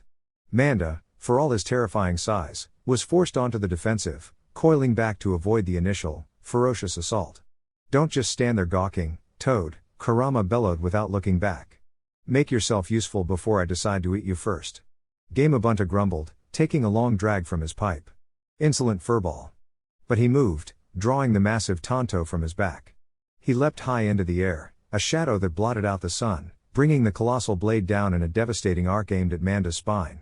The Snake King hissed in fury, uncoiling with lightning speed to dodge the blow. The Toad Chief's sword carved a massive trench in the earth where Manda's body had been a second before. The miss, however, left Manda wide open. Kurama seized the opening, his 9 tails whipping forward like colossal, furry whips, slamming into Manda's side and sending the giant snake skidding across the plain. While the summons battled, the Sannin re-engaged. Jiraiya, now in sage mode, was a whirlwind of motion, his Rasengan larger and more potent. Tsunade was a blur of earth-shattering power, her every punch and kick aimed at Orochimaru with a fury born of decades of grief and betrayal. Katsuyu, the Slug Queen, moved to support, spitting acid to hurt Orochimaru and limit his escape routes. "You think this is enough to stop me?" Orochimaru hissed, weaving through their attacks with his unnatural flexibility. He was a slippery, infuriating target, always a hair's breadth from their grasp. From his perch, Naruto was not idle. His Mangekyo Sharingan gave him a perfect, god's eye view of the entire battlefield. He saw every feint, every opening. "Pervy Sage, to your left. He's creating a clone," he yelled. "Granny, watch his hands. He's prepping a wind-style jutsu." He was the team's commander, their spotter. He saw Amanda rear up, preparing to strike a distracted Gamabunta from behind. Without a word, Naruto formed a Rasengan in his hand and, with a flick of his wrist, sent the guided sphere of destruction flying. The attack slammed into Manda's eye, causing the giant snake to recoil with a shriek of pain and rage. The battle of the summons reached its climax. Pinned between Gamabunta's relentless blade and Kurama's savage, untamed fury, Manda was outmatched. The Toad Chief managed to sink his tanto deep into the snake's tail, anchoring him to the ground. "Now, Fox," Gamabunta roared. Kurama's maw opened, and a torrent of pure, condensed chakra gathered.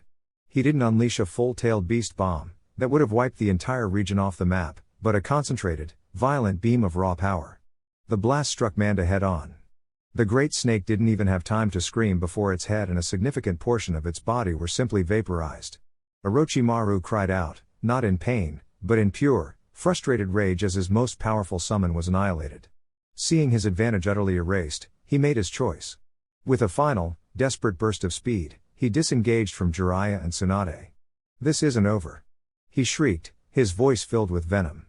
Kabuto, appearing from the smoke and chaos, helped his master make a swift, tactical retreat, the two of them vanishing into the forest. The battlefield fell silent. The remaining summons looked at each other, panting. Gamabunta and Katsuyu disappeared in their respective puffs of smoke, their job done. But Kurama remained, a colossal, nine-tailed mountain of orange fur, with Naruto still standing on his head. The three Sannin and a single Genin were left standing in the center of a cratered, shattered wasteland. They were all breathing heavily, bruised and battered, but they were victorious. Tsunade, however, wasn't celebrating. She stared up at the immense fox, then at the boy on its head, her face a mask of disbelief and utter confusion. "All right, brat," she said, her voice sharp and demanding, cutting through the silence. "Explanation. Now. How in the hell did you summon the 9 tails? I know the kind of seal that was used. This should be impossible." Naruto grinned down at her, a mischievous glint in his eye. He patted Kurama's head affectionately. "What can I say? He's not so bad once you get to know him." He leaned down and spoke in a deliberately loud, cooing voice. "This big grumpy fox is really just a sweet old cutie patootie on the inside, aren't you?" Kurama, who had been listening with a sort of smug satisfaction, froze. His massive eye swiveled to stare down at Naruto with an expression of pure, unadulterated outrage. "What did you call me, you insolent whelp?" The fox roared, his voice shaking the very heavens. In a huff of monumental indignation, he vanished in a furious vortex of red chakra, returning to the seal. Naruto landed on the ground gracefully, chuckling to himself. He looked at Tsunade's stunned and Jiraiya's amused faces. "He gets a little sensitive sometimes," Naruto said with a shrug. "It's a long story." He started walking, his hands behind his head, a new confidence in his step. "I'll tell you all about it on the way back to Konoha." Tsunade stared after him, then looked at Jiraiya, who just shook his head with a laugh. She had bet against a force of nature and lost. A genuine, warm smile spread across her face for the first time in years. "All right. Let's go home," she said, her voice filled with a newfound hope. It's time Konoha had its 5th Hokage. The journey back to Konoha was nothing like the one Naruto had taken with Jiraiya. The frantic, week-long race against time was replaced by a steady, purposeful march. Shizune, who had been guarding their camp, was overjoyed to see her master, her eyes wide with a relief that quickly turned to shock when she saw the state of the surrounding landscape. As they walked, Tsunade's earlier demand for an explanation hung in the air. She was a woman who did not like puzzles, and Naruto was the most complex one she had ever encountered. "All right, brat, out with it," she said finally, her sharp gaze pinning Naruto as they walked. "The story.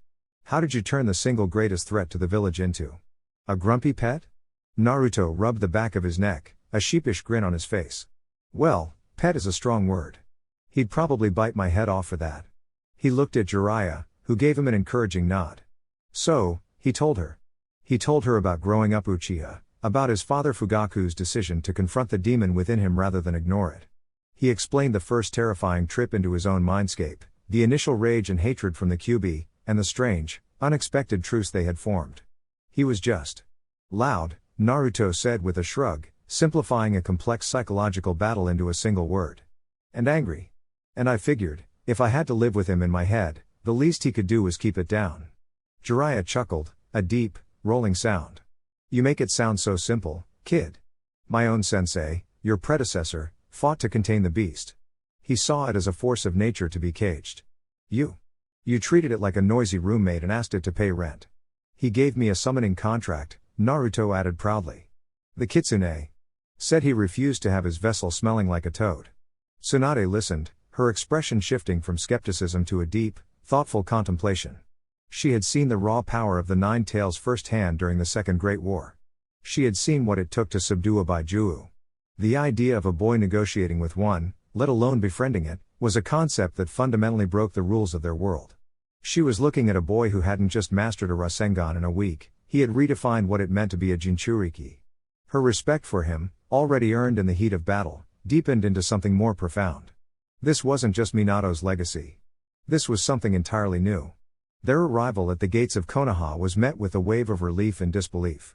The guards, seeing two of the legendary Sannin walking side by side with the village's most unpredictable Jinan, immediately sent word to the council. The village was a hive of activity.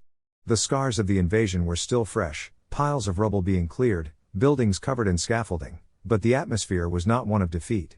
It was one of grim, determined rebuilding. As word of Tsunade's return spread, whispers and hopeful glances followed them through the streets. Jiraiya and Tsunade went directly to the council chambers, but Naruto's path was different. He needed to go home. He found the Uchiha compound quiet, an island of calm in the bustling village. When he slid the door to his home open, he was met with the familiar scent of tea and wood smoke. "You're back." Sasuke was sitting in the main room, his back to the door. He didn't turn around, but his voice was steady. Naruto walked in, dropping his pack on the floor. "Yeah," he said simply. Sasuke finally turned, his dark eyes intense. He looked Naruto over, taking in the dirt, the exhaustion, and the new, quiet confidence. "Father was summoned to an emergency council meeting an hour ago. Jiraiya sent a message ahead. A Sannin-level battle. He said you summoned the fox." It wasn't an accusation. It was a statement of fact, a demand for details. Naruto sat down opposite him, and for the next hour, they spoke. Naruto recounted the search for Tsunade, the fight with Orochimaru, the clash of the summons. Sasuke, in turn, told him of his own training. Under Fugaku's watchful eye, he had pushed his 3 Tomoe Sharingan to its absolute limits, mastering its predictive abilities to a level far beyond his years. He spoke of a new technique he was developing, a refinement of the Chidori. Their rivalry was still there, a sharp, electric current between them. But it was no longer about who was ahead. It was about sharing weapons, about making sure their combined arsenal was strong enough for the enemies to come. Later that evening, Fugaku and Mikado returned. His mother fussed over him, checking for injuries. His father simply placed a heavy, grounding hand on his shoulder. "You did well, Naruto," Fugaku said, the praise simple, but carrying the weight of a mountain. The next day, the official announcement was made. From the roof of the Hokage Tower, before the assembled Jonin, clan heads, and elders, Jiraiya formally presented Tsunade. The fire daimyo, who had returned for the official transfer of power, gave his blessing. Tsunade stepped forward, the iconic green haori with the red circle on the back replacing her usual jacket. An Anbu operative handed her the cage hat. As she placed it on her head, a roar of approval went up from the crowd below. Naruto stood with his family in the crowd, watching. He saw the hope on the faces of the villagers. He saw the grudging respect from the clan heads. A new era for Konoha had begun. "Congratulations, Lady Fifth," he whispered to himself with a grin. His mission was complete. Now, the real work could begin. Tsunade's first week as the 5th Hokage was, in a word, hell. The title, the hat, the roar of the crowd, that was the easy part. The reality was a mountain of paperwork that threatened to bury her alive. Damage reports from the invasion, budget requests for rebuilding, mission assignments, troop deployments, and 1,000 other bureaucratic nightmares. It was a far cry from the freewheeling life of gambling and drinking she was used to. Shizune had to physically drag her to the office every morning.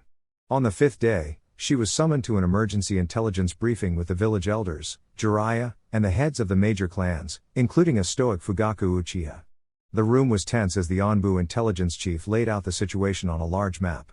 He pointed to the borders of the Land of Earth and the Land of Lightning.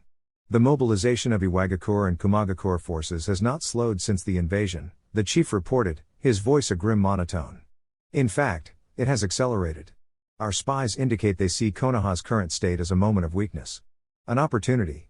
Tsunade listened, her brow furrowed, her fingers steepled before her. She had walked into a political powder keg. "And what of Sunagakure?" she asked, her gaze flicking to the Kazekage symbol on the map. "They were our allies in the past, however unwillingly. Where do they stand now?" "That is the problem, Lady Hokage," Fugaku spoke up, his voice a low rumble. "We don't know. We received a formal apology, claiming Orochimaru manipulated them after murdering their Kazekage. But an apology is just words.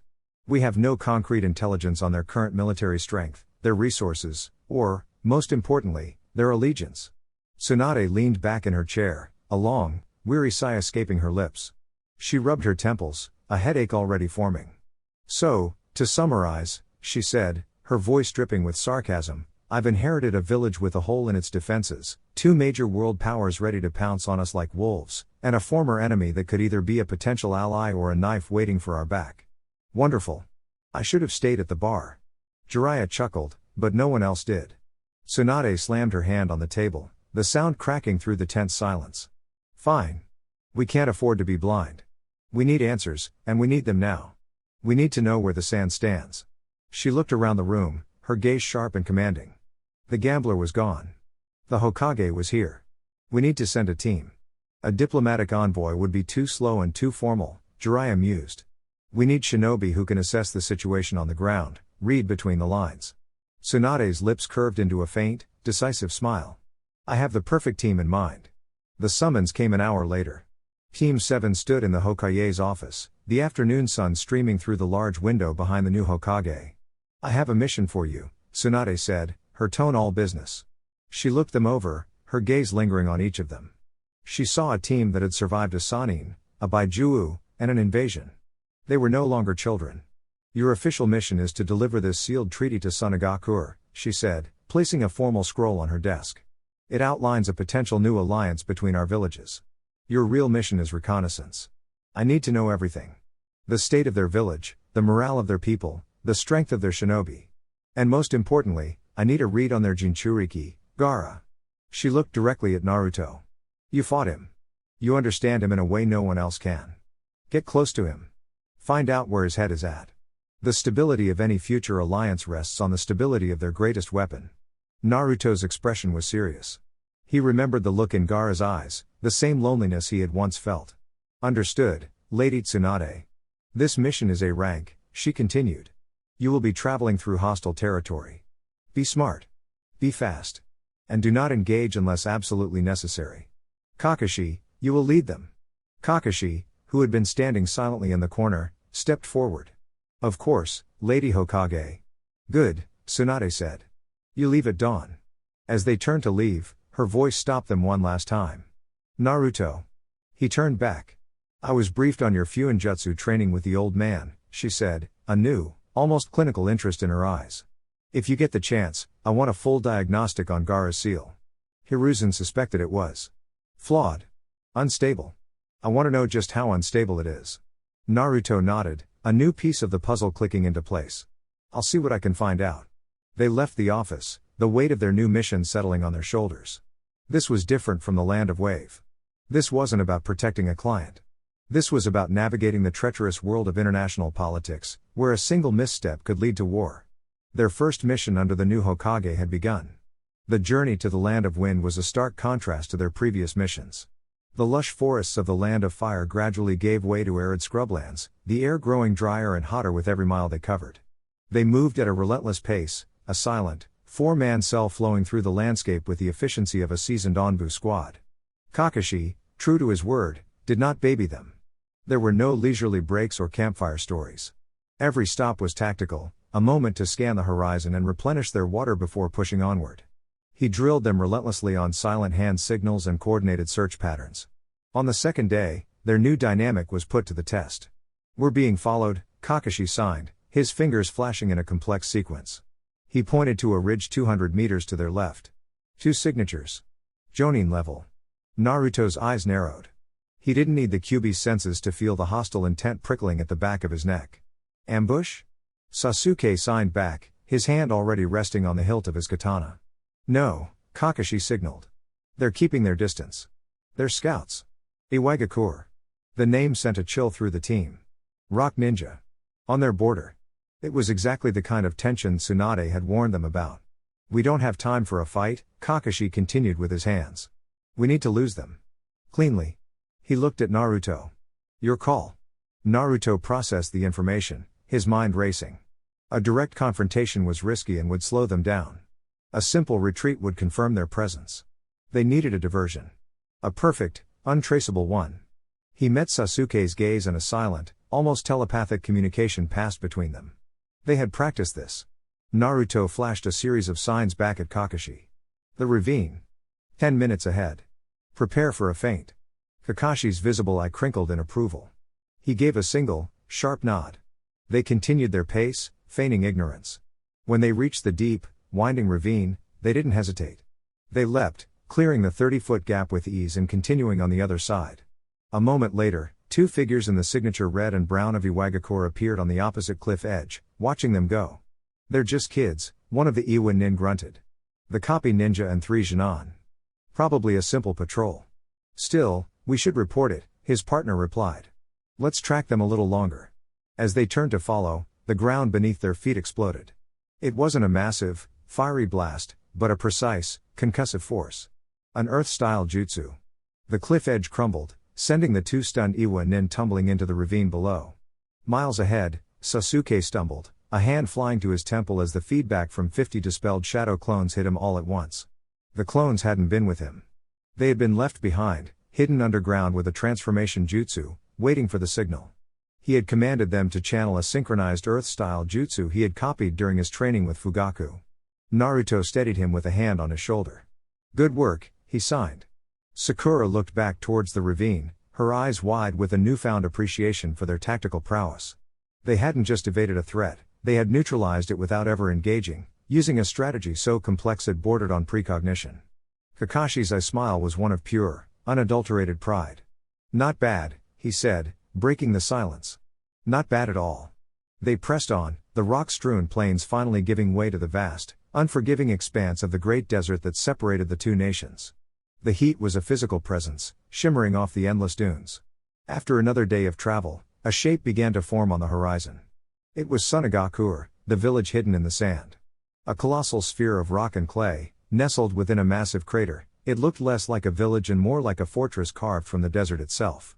As they approached the gates, they were met by a line of grim-faced sand shinobi, their faces partially covered, their eyes wary. "State your purpose, Konoha nin," the captain of the guard said, his voice as dry as the desert wind. Kakashi stepped forward, holding up the formal treaty scroll. "We are an official envoy from the 5th Hokage, here to deliver a message to your council." The captain's eyes narrowed, but the scroll was undeniable. After a tense moment, he gave a curt nod. "Very well. Follow me. But be warned," he added, his gaze sweeping over the three young Uchiha, "you are not among friends here." The sand ninja captain led them through the winding, cavernous streets of Tsunade. The village was a marvel of engineering, a city carved from the very rock of the crater it inhabited, but the atmosphere was oppressive. The faces that watched them from shadowed doorways were gaunt, their eyes filled with a mixture of resentment and fear. The recent invasion had cost them dearly, and the sight of Konoha's crest was a raw, open wound. They were escorted to the village's central spire, a towering structure that housed the council chambers. The room they were shown into was circular, stark, and intimidating. The walls were bare stone, and seated at a large, curved table were the elders of Tsunade. At the head of the table sat an old, wizened woman with her hair in two tight buns, flanked by a man with a heavily scarred face. Temari and Kankuro stood behind them, their expressions unreadable. Gaara was conspicuously absent. Kakashi stepped into the center of the room, his posture relaxed but his visible eyes sharp and alert. "On behalf of the 5th Hokage, Tsunade Senju, I present this formal offer of a new treaty between our villages." He placed the scroll on the table. The silence that followed was heavy and cold. The elders stared at the scroll, then at the four-leaf shinobi, their gazes lingering on the Uchiha crests on the children's backs. Finally, the scarred man, Baki, spoke. His voice was a harsh rasp. "An offer of a treaty? After you laid waste to our forces and humiliated us? It sounds more like the terms of a surrender." "It is an offer of peace," Kakashi replied calmly. "Both of our villages were victims of Orochimaru's deception. The 5th Hokage believes that clinging to old hatreds will only make us both vulnerable to the true threats gathering on the horizon." A brittle, cynical laugh came from one of the older, more politically dressed council members. "Threats? The only threat I see is the one you brought with you." He pointed a trembling, accusatory finger directly at Naruto. "Do not play us for fools, Kakashi of the Sharingan. We are not so blind. The Hokage sends her Jinchuriki, the Nine Tails, a walking cataclysm, to our doorstep under the guise of diplomacy. This is not an offer of peace. It is a threat." The accusation hung in the air, sharp and poisonous. Naruto's fists clenched, a low growl rumbling in his chest. Sasuke's hand moved instinctively to his sword. The counselor sneered, his voice rising with conviction. You send a dormant nuke into the heart of our village and expect us to believe your intentions are honorable? This is a show of force, a thinly veiled command to accept your terms or face the consequences. That is enough, Elder. Kakashi's voice was suddenly devoid of its earlier calm. It was cold, sharp, and carried the unmistakable weight of 1,000 battles. Our presence here is not a threat. It is a gesture of trust. The Hokage sent the shinobi who personally defeated Gaara and ended the invasion as a sign of respect, and as proof that we wish to move past the conflict. He looked at each of the council members in the eye, his gaze unwavering. Naruto Uchiha is a hero of the hidden leaf, not a weapon to be pointed at our neighbors. If you are to be our allies, you will show him the respect he is due. He gestured to the scroll on the table. The treaty is a sincere offer to rebuild what was broken. I suggest you read it before you allow fear and paranoia to make your decisions for you. The room fell silent once more, the elder recoiling slightly under the force of Kakashi's rebuke. The old woman at the head of the table finally broke the silence. Unseal the scroll, she commanded. Let us see what the slug princess has to say. Baki, the scarred Jonin commander, hesitated for a moment before stepping forward. He took the scroll from the table, his movements deliberate. With a careful application of chakra, he broke the seal. The parchment unrolled with a soft whisper, a sound that seemed deafening in the charged silence of the room. He began to read, his eyes scanning the elegant, forceful script. As he did, the rigid tension in his shoulders began to slacken, replaced by a look of profound confusion. The other elders leaned forward, their expressions a mixture of suspicion and impatience. Well, Baki? The old woman, Chiyo, prompted, her voice sharp. What are the Leaf's demands? Do they seek reparations? Territory? Our surrender? Baki looked up from the scroll, his face a mask of disbelief. No, he said, his voice quiet. None of that. He cleared his throat and began to read aloud. By the hand of the 5th Hokage, Tsunade Senju, the village of Konohagakure extends this formal proposal to the Council of Sunagakure. Konoha recognizes that the recent conflict was born of the treachery of Orochimaru and a grievous failure of leadership within the Land of Wind. We do not hold the shinobi or the people of Suna responsible for the actions of a rogue agent.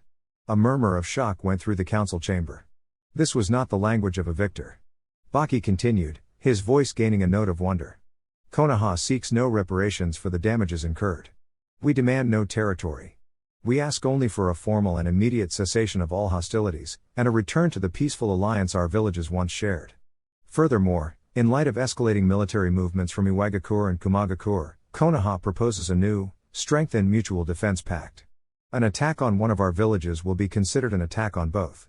We will share intelligence and coordinate border patrols. We will face the coming storm not as rivals, but as allies. He finished reading and gently placed the scroll back on the table. The room was utterly silent. The Sand Elders were stunned, their prepared arguments and defiant postures crumbling in the face of generosity. They had come expecting a fist and had been offered an open hand. The political counselor who had accused Naruto sputtered, "A trick. It must be a trick. They mean to lull us into a false sense of security." Silence. Chiyo's voice cut through the room like glass. Her old, sharp eyes were fixed on Kakashi. She had fought in the Great Wars. She knew the language of politics and power. This is Tsunade's hand, through and through, she mused, more to herself than anyone else. Bold. Unconventional. She is not seeking to punish an enemy, she is seeking to recruit an ally before a larger war begins. She is thinking 2 steps ahead. Her gaze drifted to Naruto, Sasuke, and Sakura. She saw not weapons, but a message. Konoha had sent their best, their future, as a sign of their sincerity. This offer requires deliberation, Chiyo announced, her authority unquestioned. You and your team will be given quarters. We will give you our answer in the morning. Kakashi bowed his head. We understand. As they were escorted out of the chamber, Tamari fell into step beside them, a complex expression on her face. You really meant it, she said, her voice low. About peace.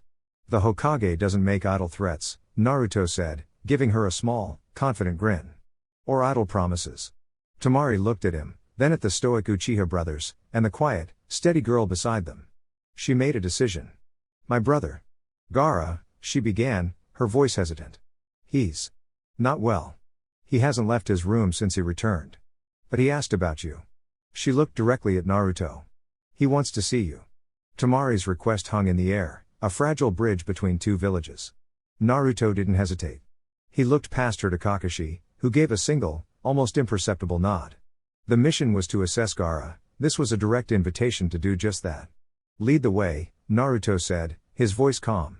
Sasuke stepped forward, his expression a mask of stony concern. I'm coming with you. No, Naruto said, his tone leaving no room for argument. He met his brother's gaze. This is something I have to do alone. Jinchuriki to Jinchuriki. The weight of those words was something Sasuke couldn't argue against. He gave a curt, reluctant nod.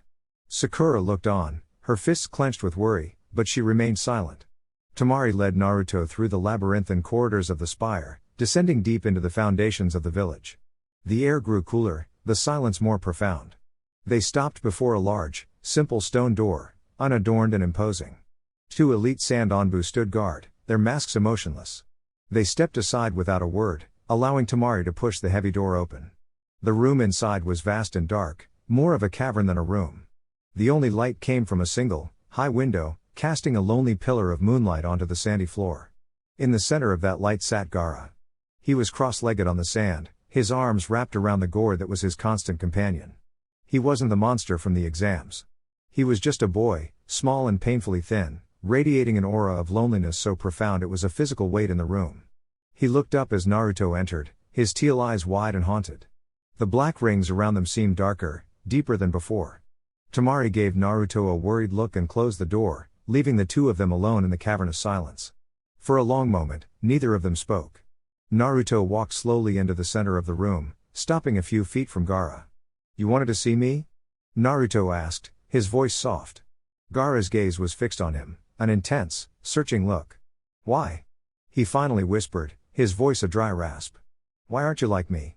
I saw it, during our fight. The same power. The same. Monster. But you have friends. You have a brother. You can smile. His voice cracked on the last word. How? Naruto sat down in the sand, mirroring Gaara's posture. Because the monster isn't me, he said simply. And it isn't you, either. It's just our roommate. A really grumpy, really loud, really destructive roommate.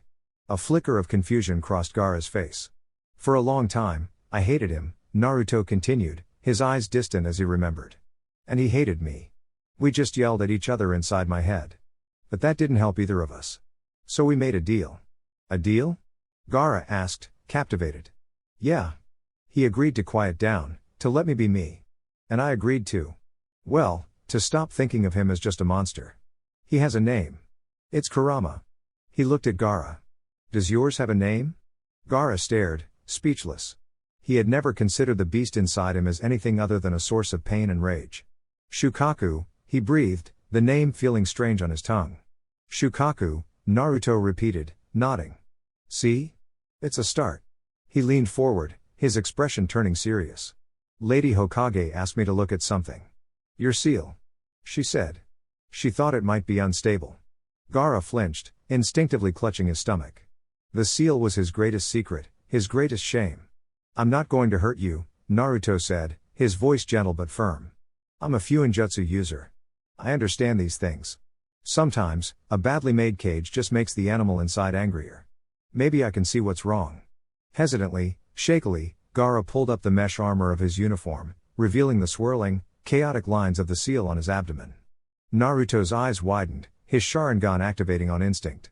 He didn't just see the ink, he saw the chakra flow beneath it. And what he saw horrified him. This, Naruto whispered, his voice tight with a mixture of anger and pity. This isn't a proper seal. It's sloppy. Corrupted. He could see the intricate work of a powerful Fuinjutsu master, but it was interwoven with weaker, more malicious lines of script. It was designed to be imperfect. It was a cage with the bars deliberately bent, allowing Shukaku's hateful, sand-infused chakra to constantly leak out, poisoning Gaara's mind, denying him sleep, feeding his instability. It was designed to make you a better weapon, Naruto concluded, the pieces clicking into place.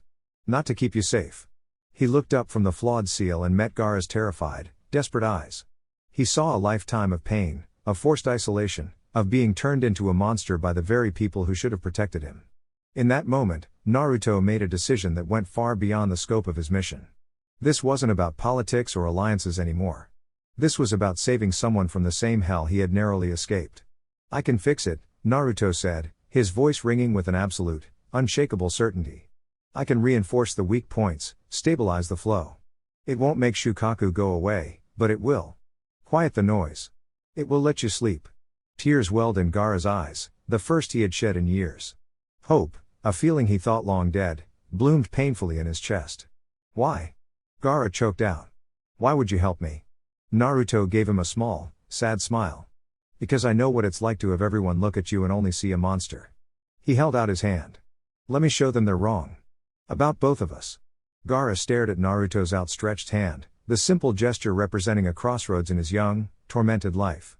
For years, he had known only fear, hatred, and the crushing weight of his own monstrous power. Trust was a foreign concept, a language he had never learned. But looking into Naruto's eyes, eyes that held no fear, no judgment, only a deep, resonant understanding, he felt a flicker of something new. Slowly, hesitantly, he reached out and took Naruto's hand. His own was cold and trembling, but Naruto's grip was warm and steady. "All right," Naruto said, his voice dropping into a low, focused tone. "This is going to be tricky, so I need you to stay as still as you can. No matter what you feel, don't pull away." Gaara gave a single, shaky nod.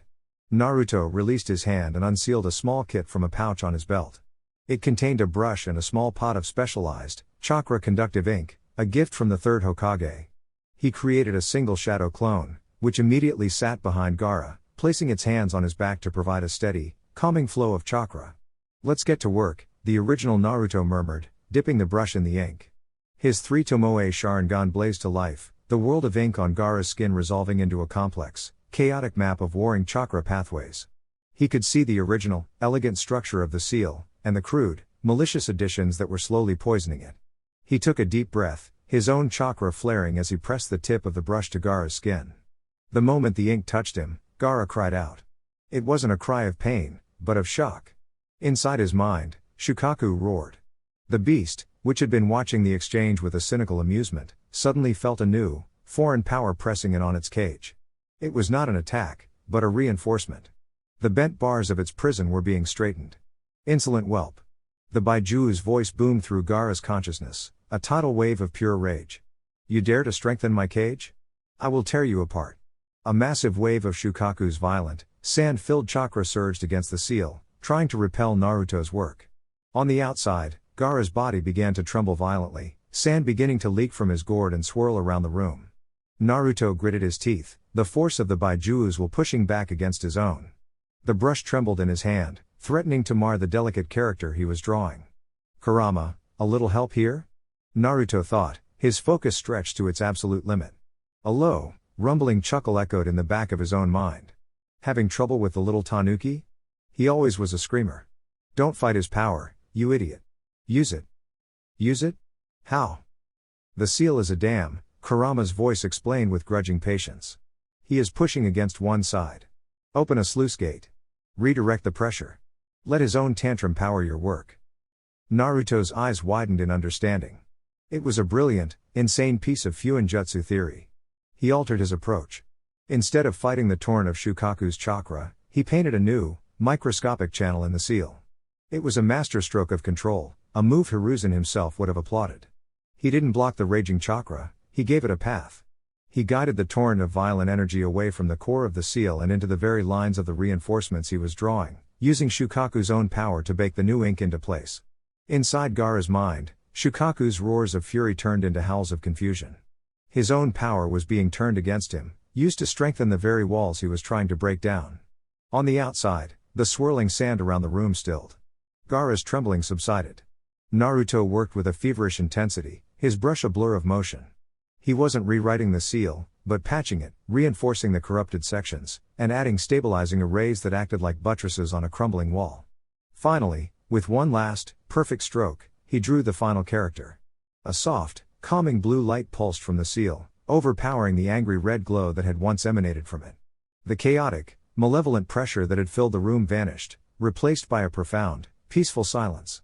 The noise in Gaara's head, the constant, hateful whispers of Shukaku that had been his only companion since birth, stopped. For the first time in his life, there was quiet. He looked at Naruto, his teal eyes wide and clear, the deep, black rings already seeming to fade slightly. The exhaustion of a lifetime without sleep washed over him in a single, crushing wave. "Thank you," Gaara whispered. His eyes rolled back in his head, and he slumped forward, falling into a deep, true sleep for the first time in his life. Naruto, his own chakra completely drained, collapsed beside him, the ink brush rolling from his fingers. The heavy stone door creaked open. Temari, Kankuro, and the Anbu guards, alerted by the earlier surge of Bijuu chakra, rushed in to find a scene of impossible peace. Their brother, their village's unstable weapon, was sleeping, a faint, peaceful smile on his face. And lying beside him, equally unconscious from exhaustion, was the Uchiha boy from the Hidden Leaf. The news of what had transpired reached the council chamber like a thunderclap. Baki, who had rushed to the scene himself, stood before the elders, his voice filled with an awe he couldn't conceal. "He didn't just pacify him," Baki reported. He healed him. The seal is stable. Our medics have confirmed it. Gaara is, for the first time, truly at rest." The political counselor who had been so vocal in his suspicion was speechless. Chiyo, the old matriarch, looked at the treaty scroll still sitting on the table, then in the direction of Gaara's chambers. An act of war could be answered. A threat could be countered. But this? An unsolicited act of healing, of compassion, offered by one Jinchuriki to another, by an enemy to a former foe? This was a gesture for which they had no response, save one. Chiyo stood, her old bones creaking. Her decision was made, her voice ringing with the weight of history. "Send a messenger to the Hokage," she commanded. "Sunagakur accepts the treaty. The alliance is forged." Naruto woke to the scent of dry, antiseptic herbs and the unfamiliar feeling of soft sheets. He blinked, his body aching with a bone-deep exhaustion. He wasn't in the cavern, he was in a clean, simple room, the bright desert sun filtering through a high window. A soft groan came from the bed next to him. Naruto turned his head and saw Gaara stirring, his teal eyes fluttering open. The angry, black rings were still there, but they seemed fainter, like old scars rather than fresh wounds. For the first time, his face was completely relaxed, free from the contorted mask of rage and pain it had always worn. Gaara sat up, his movements slow. He looked at his own hands, then around the room, a look of profound wonder on his face. He brought a hand to his head, his expression one of pure disbelief. "It's quiet," he whispered, the word filled with a reverence that made Naruto's heart ache. "Told you," Naruto said, his own voice raspy. He pushed himself into a sitting position. "He'll still be grumpy, but he won't be yelling all the time." The door slid open and a San medic nin entered, followed closely by a relieved-looking Temari and Kankuro. The medic checked their vitals, her expression one of professional awe as she looked from the sleeping boy she'd known for years to the now calm one sitting before her. Temari rushed to Gaara's side, her usual tough demeanor completely gone. "Gaara. Are you?" "I'm all right, Temari," Gaara said, his voice soft, but clear and steady in a way his siblings had never heard. He looked from his sister to the boy in the other bed. "Naruto. He helped me." The gratitude in Temari's eyes as she looked at Naruto was overwhelming. Kankuro, for his part, just stood there, his jaw slightly agape, before giving Naruto a slow, respectful nod. Later that morning, Team 7 reassembled in the guest quarters they had been given. Kakashi was leaning against a wall, his single eye closed as if he were napping, but Naruto knew better. Sasuke and Sakura sat at a small table, cleaning their weapons. "So," Kakashi said without opening his eye as Naruto walked in. "I hear you went a little off mission." Naruto rubbed the back of his neck sheepishly. Yeah. A little bit. You single-handedly stabilized another village's Jinchuriki, performed a feat of Fuinjutsu that would make the third Hokage proud, and in doing so, cemented a critical international alliance that could prevent a world war," Kakashi continued, his tone dangerously casual. "I guess I'll let it slide this time. Try not to make a habit of it." Sasuke looked up, a rare, small smirk on his face. "Sloppy as usual.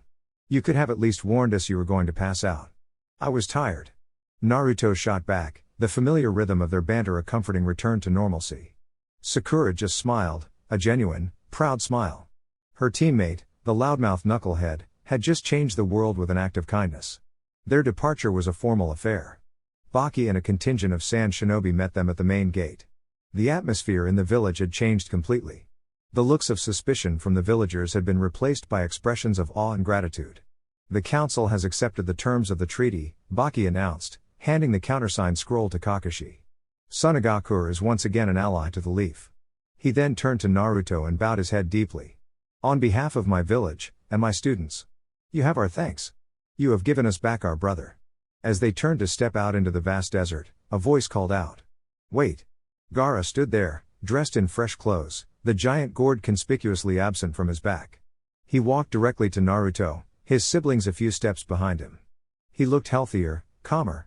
The quiet in his mind had allowed him to truly rest. He stood before Naruto for a moment, the silence stretching between them. Then, he bowed. It wasn't the formal bow of a shinobi, but a deep, earnest gesture of respect. "Thank you, friend," Gaara said, the last word sounding both foreign and precious. Naruto's face split into a wide, brilliant grin. "Anytime. You just take care of yourself, Gaara. And try talking to that Shukaku guy. He's a jerk, but he's probably just lonely." Gaara actually managed a small, hesitant smile. With a final wave, Team 7 turned and began their long walk home. They left behind a village not of enemies, but of allies. A village with a stable weapon, a new hope, and a leader who was just beginning to understand what it meant to be something other than a monster. The mission was a success, far beyond anything Tsunade could have ever imagined. The journey back to Konoha was fundamentally different from their journey out. The oppressive tension of the unknown was gone, replaced by a quiet, buzzing sense of accomplishment.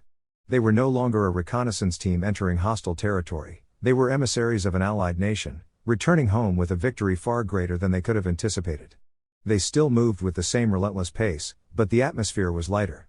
Kakashi allowed for longer breaks, during which Sakura would diligently check their supplies, Sasuke would practice the katas his mother had taught him, and Naruto would often just lie on his back, staring up at the sky, a small, quiet smile on his face. He had made a friend. A real one, outside of his family. The thought was a warm, steadying presence in his chest. When the iconic gates of the Hidden Leaf Village finally came into view, a collective sigh of relief went through the team. They were home. Their mission was complete. They didn't go to the mission assignment desk. Kakashi led them directly to the Hokage Tower, the signed treaty scroll held securely in his hand.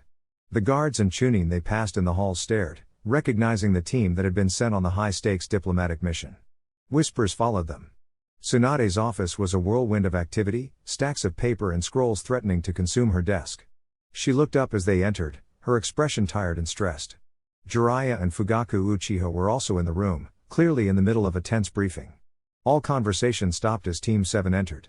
"Report," Tsunade commanded, her voice sharp. Kakashi stepped forward and placed the countersigned scroll on her desk. "Mission successful, Lady Hokage. The Sand Council has agreed to the alliance." Tsunade's eyes widened slightly. She picked up the scroll, her gaze scanning the official signature of the Sand Council. A flicker of relief crossed her face. "That's good. Better than I expected, even. Did you encounter any difficulties?" Kakashi's visible eye crinkled into a familiar, lazy smile. "Nothing worth mentioning." Naruto handled the diplomatic relations. All eyes in the room turned to Naruto, who gave a sheepish grin and a thumbs up. Fugaku's stony expression didn't change, but he raised a single, questioning eyebrow. Jiraiya just crossed his arms, a look of amused curiosity on his face. "Explain," Tsunade said, her voice dangerously low. Kakashi proceeded to give a calm, clinical, and utterly astonishing report. He detailed Naruto's interaction with Gaara, the discovery of the corrupted seal, and the impromptu, high-level Fuinjutsu procedure Naruto had performed, using Shukaku's own chakra to stabilize the seal. He concluded with the Sand Council's official statement of gratitude and their immediate, unconditional acceptance of the alliance. When he was finished, the office was silent. Tsunade stared at Naruto, her jaw slightly agape. Jiraiya's smug amusement had been replaced by a look of pure, dumbfounded shock. Fugaku's mask of stoicism finally cracked. His eyes, fixed on his adopted son, were shining with a fierce, undeniable pride. "You? What?" Tsunade finally managed to say, pointing a trembling finger at Naruto. "You performed a Bijuu seal reinforcement, on a hostile Jinchuriki, with no backup, based on a hunch from a dead man? Are you an idiot or a genius?" "Probably a little bit of both," Jiraiya chuckled, shaking his head in disbelief. "That's our boy. He did more than just stabilize a seal," Fugaku's deep voice rumbled, cutting through the room. He wasn't looking at Tsunade, he was looking at Naruto. He showed the Sand Village the will of fire in a way no treaty or diplomat ever could. He offered a hand to their monster instead of a fist. That is a strength that cannot be taught. Tsunade leaned back in her chair, a slow, wide grin spreading across her face. The stress of the past week seemed to melt away, replaced by the triumphant look of a gambler who had just won an impossible bet. "Well, I'll be damned," she said, letting out a loud, hearty laugh. "It seems I chose the right team after all." She looked at the four of them, her eyes shining. "You've done more than just secure an ally, you four. You've given this village something it desperately needed. Hope." She stood up, her voice ringing with the authority of the Hokage. "Team 7, you are dismissed. Go home. Rest. You've earned it." As they walked out of the Hokage Tower and into the familiar streets of their village, Naruto felt a new weight settle on his shoulders. It wasn't the burden of a mission, but the weight of his own actions. He had saved a friend, forged an alliance, and in doing so, had become a pivotal piece on the great, dangerous chessboard of the shinobi world. The path ahead was uncertain, but for the first time, he felt like he was walking in his father's footsteps. The 2 days of mandatory rest Tsunade had ordered felt stranger than any mission. After the non-stop tension of the desert crossing and the political minefield in Suna, the sudden, enforced peace was disorienting. For Naruto, it was a welcome calm. He spent the time catching up on sleep, eating bowl after bowl of his mother's cooking, and recounting the tale of his diplomatic relations to a thoroughly impressed Mikado. He felt a deep sense of satisfaction, the warmth of a job well done. He had saved a friend and strengthened his home. It was simple, and it was good. For Sasuke, the quiet was a breeding ground for frustration. He found Naruto on the Ingawa of their house on the second afternoon. Naruto was just staring out at the empty street, a peaceful, contented smile on his face. The sight of it was like a stone in Sasuke's gut. "How did you do it?" Sasuke asked, his voice cutting through the quiet. He didn't need to elaborate. Naruto turned, his smile not fading. "The seal? I don't know, really. The old man taught me the basics, how to read the language of it. When I saw Gaara's, it was like reading a book where someone had scribbled angry garbage all over the pages. I just erased the garbage and fixed the sentences." The simple, intuitive explanation only frustrated Sasuke more. Naruto hadn't overpowered the problem with a bigger fireball or a faster jutsu. He had understood it. He had wielded a type of power that Sasuke, for all his Sharingan's perception and his father's training, couldn't even begin to grasp. "It's not enough," Sasuke said, more to himself than to Naruto. Naruto's smile finally faded. "What are you talking about? We got the alliance, we're all safe. It was a perfect mission." "It was your mission," Sasuke countered, his voice sharp. "You were the key. Sakura and I were just your bodyguards." He clenched his fists. "Against Gaara, I was useless. Against Zabuza, we fought together. Against Orochimaru, we barely survived. But with Gaara, you did something I couldn't even see. The gap between us is getting even wider, Naruto. And you don't even notice." Before Naruto could respond, Sasuke turned and walked away, his back a rigid wall of frustration, leaving his brother sitting alone in the quiet afternoon. Meanwhile, in the Hokage's office, the mood was equally tense. Fugaku stood before Tsunade's desk, a grim expression on his face. "The alliance is a monumental victory, Fugaku," Tsunade said, sorting through a stack of reports. "You should be proud." "I am," Fugaku stated. "Of Naruto. But I am worried about Sasuke." He looked at the Hokage, his dark eyes serious. He is driven by his brother's last words. Seek the truth. He believes strength is the only path to that truth. And now, he sees Naruto wielding a power he cannot measure, a power of understanding, not just of combat. It is making him impatient. As if on cue, the door to the office opened and an Anbu operative with a weasel mask knelt, a scroll in his hand. "Lady Hokage. An urgent report from the border patrol." Tsunade took the scroll, her expression hardening as she read. She handed it to Fugaku. His eyes scanned the contents, his jaw tightening. "The Akatsuki. 2 of them," Tsunade confirmed, her voice low. "Spotted near the border with the land of hot water. Not Itachi and his partner. 2 new ones. An artist from Iwagakure and a puppet master from Sunagakure." The implication was chilling. The organization was growing, gathering powerful S-rank missing nin from across the nations. Fugaku returned home that evening to find his family in the middle of a quiet dinner. He looked at his sons, at Naruto, whose bright energy was now tempered by a new maturity, and at Sasuke, who was pushing food around his plate, his face a mask of cold concentration. "We have news," Fugaku said, his voice cutting through the meal. "The Akatsuki have been sighted on our borders." Naruto's head snapped up, his expression instantly serious. "Itachi?" "No," Fugaku replied. New members. It seems the organization Itachi joined is larger and more active than we knew. Naruto processed the information, a determined glint in his eye. This was a threat. A problem the village, and his team, would have to face together. But Sasuke heard something different. He heard that Itachi was still out there, gathering allies, growing stronger, moving forward with his mysterious plan. And what was he doing? Sitting in Konoha, eating dinner. Learning jutsu that were useless against the kind of power Naruto had displayed. He felt like he was standing still while the rest of the world raced ahead. Later that night, Sasuke stood in his room, staring at his own reflection in the polished wood of his wardrobe. His 3 Tomoe Sharingan spun to life, the crimson eyes holding a new, dangerous light. He thought of Itachi's Mangekyo, the source of his godlike power. He thought of Naruto's strange, intuitive mastery of seals. And he thought of Orochimaru's offer in the forest, the whisper of a different kind of power, a darker, faster path to strength. Fugaku was wrong. The village was wrong. Their training was making him a good shinobi. It wasn't making him strong enough to find the truth. He looked at his own reflection, at the face of a boy who felt like he was being left behind. In the quiet of his room, with the weight of his clan and the shadow of his brother pressing down on him, Sasuke Uchiha made a decision. He would not be left behind. He would find his own way. And if the path led into darkness, so be it.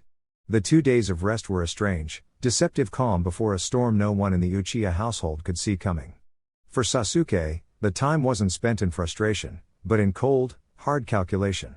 He had seen Naruto's power firsthand, not as a rival to be surpassed, but as an undeniable, astronomical force.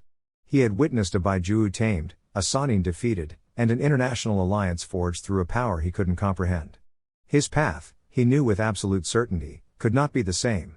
The village's methods were too slow, too safe. To get the truth from Itachi, he needed a different kind of power. The departure was not an act of passion, but of precision.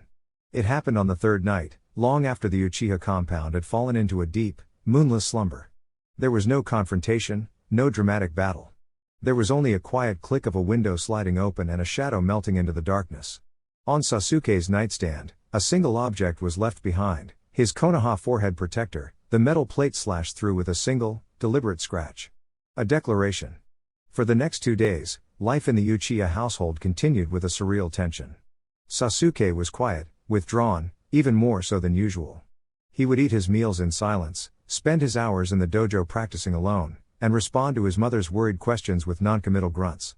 Naruto tried to reach him, to joke with him, to drag him into a spar, but was met with a cold wall of indifference. The distance between them had never felt so vast. The lie shattered on the 3rd morning. Mikoto entered her son's room with a tray of tea, a gentle attempt to break through the cold silence her youngest had wrapped himself in. Sasuke, she began softly, your father and I were thinking. Poof. The boy sitting on the edge of the bed vanished in a puff of white smoke. The teacup fell from Mikoto's hand, shattering on the wooden floor. The sound echoed through the quiet house like a gunshot. She stared at the empty space, her mind refusing to process what she had just seen. Then, a mother's scream, raw and terrified, tore through the compound. The news hit the Hokage tower not as a rumor, but as a sledgehammer. Fugaku Uchiha stood before Tsunade, his face a mask of stone that could not hide the storm of fury and grief in his eyes. Naruto stood beside him, his head bowed, his shoulders trembling with uncontrolled rage. He's been gone for 3 days, Fugaku's voice was a low, dangerous rumble. My own son, replaced by a clone in my own house. I didn't even see it. The self-recrimination in his voice was a palpable thing. Tsunade listened, her expression hardening into a grim mask of authority. She looked at the map on her wall, her finger tracing the vast expanse of forest between the land of fire and the borders of Otogakur, the land of sound. 3 days, she repeated, the words tasting like ash. With Orochimaru's sound for escorting him, they could be anywhere. They're long past our reach. Send a team. Naruto suddenly shouted, his head snapping up, his face a perfect picture of desperate, tear-streaked fury. We can still catch them. Let me go. I'll drag him back myself. Tsunade slammed her fist on the desk, the sound making both Uchiha flinch. Don't be a fool, Naruto, she roared, her voice echoing with the power of a cage. You think I haven't considered it? A pursuit team would be walking into a trap. Orochimaru's elite against a squad of Chunin or Jinan? It wouldn't be a retrieval. It would be a massacre. She stood up, her gaze sweeping over them, cold and absolute. I will not send the youth of this village to their deaths on a fool's errand. It's too late. Her words were a final judgment. She turned to the Anbu operative kneeling silently in the corner. Issue the directive. As of this moment, Sasuke Uchiha is designated a missing nin, classification S rank. He is a defector and a traitor to Konoha. Distribute his bingo book profile to all border patrols. Fugaku recoiled as if struck, the official declaration a physical blow. Naruto just stared, his mouth agape, his face a mask of utter betrayal. You're just giving up on him? He whispered, his voice cracking. I am making the hard choice a Hokage has to make, Tsunade said, her voice softening slightly but losing none of its iron resolve. I am cutting off a limb to save the body. The decision is final. That evening, the news spread through the village like a poison. The Uchiha prodigy, the last loyal biological son of the clan head, had betrayed them all. In the quiet of their home, Mikado wept while Fugaku sat in his study, the silence a suffocating weight. Naruto stood alone on the Hokage monument, staring out at the lights of the village, the cool night air doing little to quell the storm inside him. Why? The question echoed in the silence of his mind, a frustrating, unanswerable loop. Why would Sasuke choose a monster like Orochimaru over his own family? Over him? The confusion burned, a hot, angry fire that consumed the cold shock, hardening his resolve into a single, sharp point. He would find him. He would get the answers he was owed. And he would drag his brother back to Konoha, no matter the cost. The month following Sasuke's defection was a cold, quiet affair. The Uchiha compound, already a place of ghosts, now held a fresh, sharp grief. Mikado moved through the house with a heavy heart, while Fugaku threw himself into his work, his silence more profound than ever. For Naruto, the silence was the loudest of all. The space his brother once filled was now a gaping hole, a constant reminder of the unanswered questions and the path Sasuke had chosen. His days were a blur of relentless training in simple D and C rank missions with Sakura, a forced normality that did little to soothe the storm inside him. The argument in the Hokage's office was already heated when the door opened. And I'm telling you, it's the only way. Jiraiya's voice boomed, his hands planted firmly on Tsunade's desk. We take him out of the village for 3 years, train him in secret. It's the only way to keep him safe from the Akatsuki and get him strong enough to face them. Tsunade leaned back in her chair, a thunderous look on her face. And I'm telling you, for the last time, you old fool, no. Absolutely not. She pointed a finger at a large map of the elemental nations. Are you blind? Konoha is on a knife's edge. We took a beating during the invasion.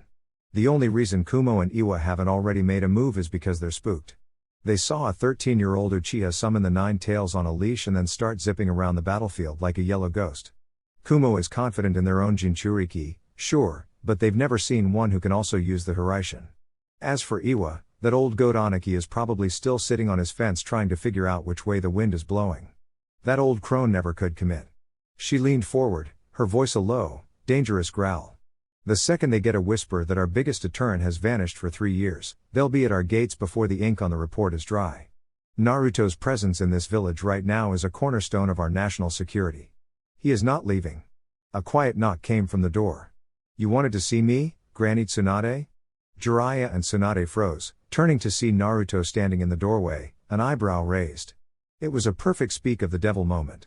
Naruto, Jiraiya said, running a hand through his white hair. We were just discussing your future training. Tsunade sighed, slumping back into her chair. No point hiding it. Come in, kid. Let me tell you the headache you've become. She laid it all out for him, the political situation, the delicate balance of power, his own unforeseen role as the village's strategic trump card. Naruto listened, his expression growing more stunned with each word. He had only ever thought of his power as a tool for protecting his family and friends. The idea that his very existence was a factor in preventing a world war was staggering. Wow, he thought, a sense of vertigo washing over him. I hadn't thought about how much of a factor I've become. A deep, rumbling chuckle echoed in the back of his mind. Of course, you are, kid, Kurama's voice preened. They do not fear you. They fear me. It is my magnificent presence that keeps these lesser mortals in check. Ha! Let them tremble. So you see the problem? Tsunade finished, rubbing her temples. Jiraiya's right, you need to get stronger, away from prying eyes. But I'm also right, you can't be seen to be gone. We're at a complete stalemate. Naruto stood there, the weight of the dilemma pressing down on him. Leave and the village is vulnerable. Stay and he might not be ready for the Akatsuki when they finally came for him. It was Kurama who broke the silence in his mind. This is a stupid human problem. The solution is obvious. Stop thinking like a ninja and start thinking like a fox. What are you talking about? Naruto asked mentally. They need a Naruto in the village, and a Naruto out of the village, Kurama explained, a sly, cunning tone in his voice. Your shadow clones are temporary. You need something better. And your sensei's summons are distasteful. It's time you used your own. Tell them you have an idea. Naruto looked up, a new confidence in his eyes. I think I might have a solution. He looked at Tsunade and Jiraiya. But you're going to have to trust me. He walked to the center of the room and brought his hands together in a summoning seal. Summoning jutsu. He called out, but it was a feint. Instead of his own chakra, he drew on the potent, wild energy of the fox, channeling it through the jutsu's matrix.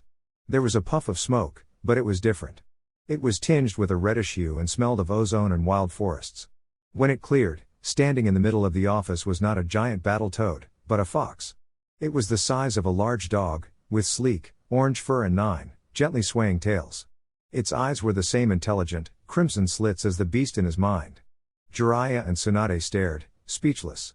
Greetings, Hokage, Toad Sage, the small Kurama said, his voice a perfect, though much quieter, copy of the original's deep rumble. He sat on his haunches and looked at them with an air of regal amusement. It seems my vessel's keepers have run into a logistical problem. Allow me to offer a more elegant solution. Chapter 9. The silence in the Hokage's office was absolute. Jiraiya and Tsunade, two of the legendary Sannin, shinobi who had seen the horrors of war and stood against gods, could only stare at the small, 9-tailed fox sitting calmly on the floor. It was a situation so far outside the realm of their experience that their minds struggled to even categorize it. An elegant solution? Tsunade finally managed to say, her voice a strained whisper. The small Kurama gave a flick of one of his tails, an almost cat-like gesture of smug satisfaction. Indeed, his deep voice rumbled, a bizarre contrast to his diminutive form. Your stalemate is predicated on a flawed, human assumption, that my vessel must be in one place at one time. A limitation we do not share. He looked from Tsunade to Jiraiya, his crimson eyes gleaming with ancient intelligence. There are realms beyond this one. Places where the flow of time is different. The toads have their mountain, the slugs their forest. We Kitsune have our own domain. A place of wild chakra and ancient forests, where a year can pass in the time it takes for a moon to wax and wane in this world. Jiraiya's eyes widened, the full implication of the words hitting him. A summoning realm. You're suggesting he trained there? In secret? Precisely, Kurama said. He and you, Toad Sage, can vanish into my domain. There, he can train to his heart's content, mastering your techniques and his own without the prying eyes of the Akatsuki or your political rivals. He will have the strength of years in a matter of months. But his presence here. Tsunade interjected, slamming her hand on the desk, the logic of her earlier argument resurfacing. The village needs the deterrent. And it will have one, the fox stated calmly. He turned his gaze to a stunned Naruto. Kit. You will perform the Ketsueki Bunshin no Jutsu. The blood clone. Naruto blinked. The what now? It is a variation of the clone technique known only to a few, Kurama explained patiently, as if speaking to a slow child. Unlike your disposable shadow clones, a blood clone is a semi-permanent, autonomous vessel. It is sustained by a larger portion of your chakra and a drop of your blood, anchoring it to this plane. It can last for months, think for itself, and perform simple tasks. It will be, for all intents and purposes, you. The pieces of the plan slammed into place in Tsunade's and Jiraiya's minds. It was a perfect, almost terrifyingly brilliant solution. A decoy Naruto would remain in the village, going on C-rank missions, eating ramen at Ichiraku, being seen.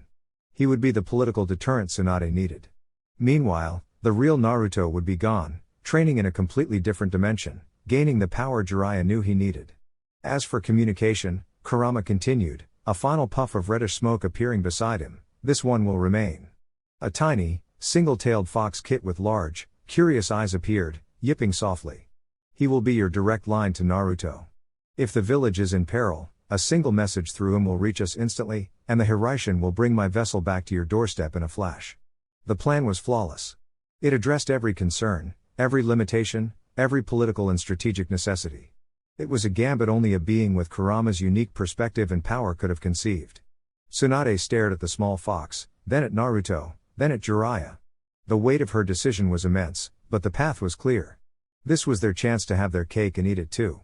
"All right," she said, her voice firm, the authority of the Hokage returning in full force. "We'll do it. Jiraiya, you are officially assigned as Naruto's long-term training supervisor. Your mission is to make him strong enough to shatter the Akatsuki." She then looked at Naruto, her expression a mixture of awe and a deep, newfound respect.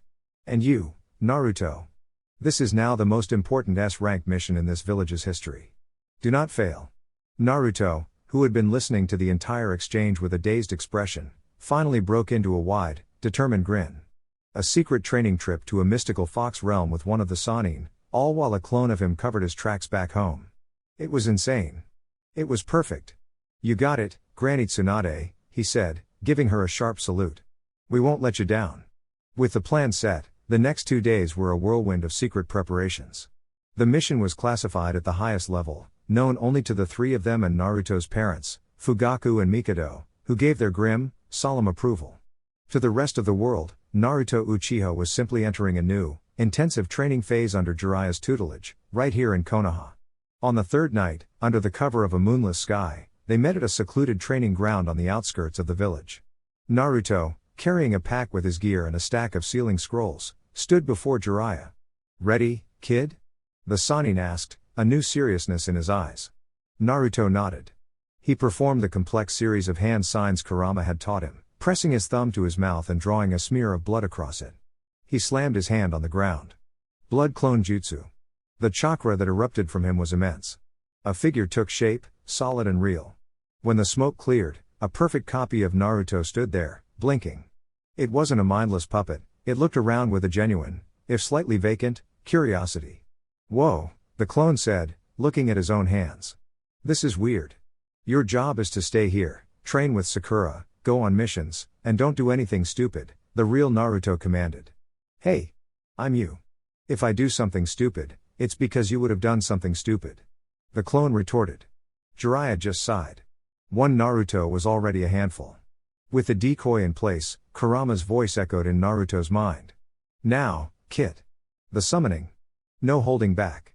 Naruto took a deep breath, drawing on the vast, wild ocean of Kurama's chakra. He bit his thumb again, slamming his hand to the earth with a final, powerful command. Summoning jutsu. The world didn't just fill with smoke. It tore open. A vortex of reddish energy erupted from the seal on the ground, swirling into a shimmering, ethereal gate. On the other side was not the familiar forest of Konoha, but a world of impossible, ancient trees, their leaves the color of fire and gold, bathed in the light of 3 crescent moons. The air that washed over them was thick with a power so old and wild it made the hair on Jiraiya's arms stand up. "Welcome, Toad Sage," the small messenger fox, who had been perched on Naruto's shoulder, said with a grin. "To the Kitsune realm." Stepping through the shimmering, reddish gate was like plunging into an ocean of pure, untamed energy. The air in Konoha was a calm pond by comparison. Here, the very atmosphere was thick with a wild, ancient chakra that vibrated in Naruto's bones and made Jiraiya's seasoned senses flare in alarm. They stood on a moss-covered stone clearing, looking out at a world painted in impossible colors. The forest before them was a sea of crimson and gold, the trees impossibly large, their bark etched with faint, glowing patterns that pulsed with a soft inner light. High above, suspended in a sky the color of deep twilight, hung 3 perfect crescent moons, each a different size, bathing the landscape in a serene, silver glow. "By the great toad." Jiraiya breathed, his usual boisterous energy completely gone, replaced by a profound, humbled awe. "This place. The nature energy is off the charts. It's even denser than Mount Myaboku." Naruto, however, felt a strange sense of belonging. The wild energy didn't feel threatening, it felt like home. It was the same chaotic, powerful hum he felt from Kurama, amplified a million times over.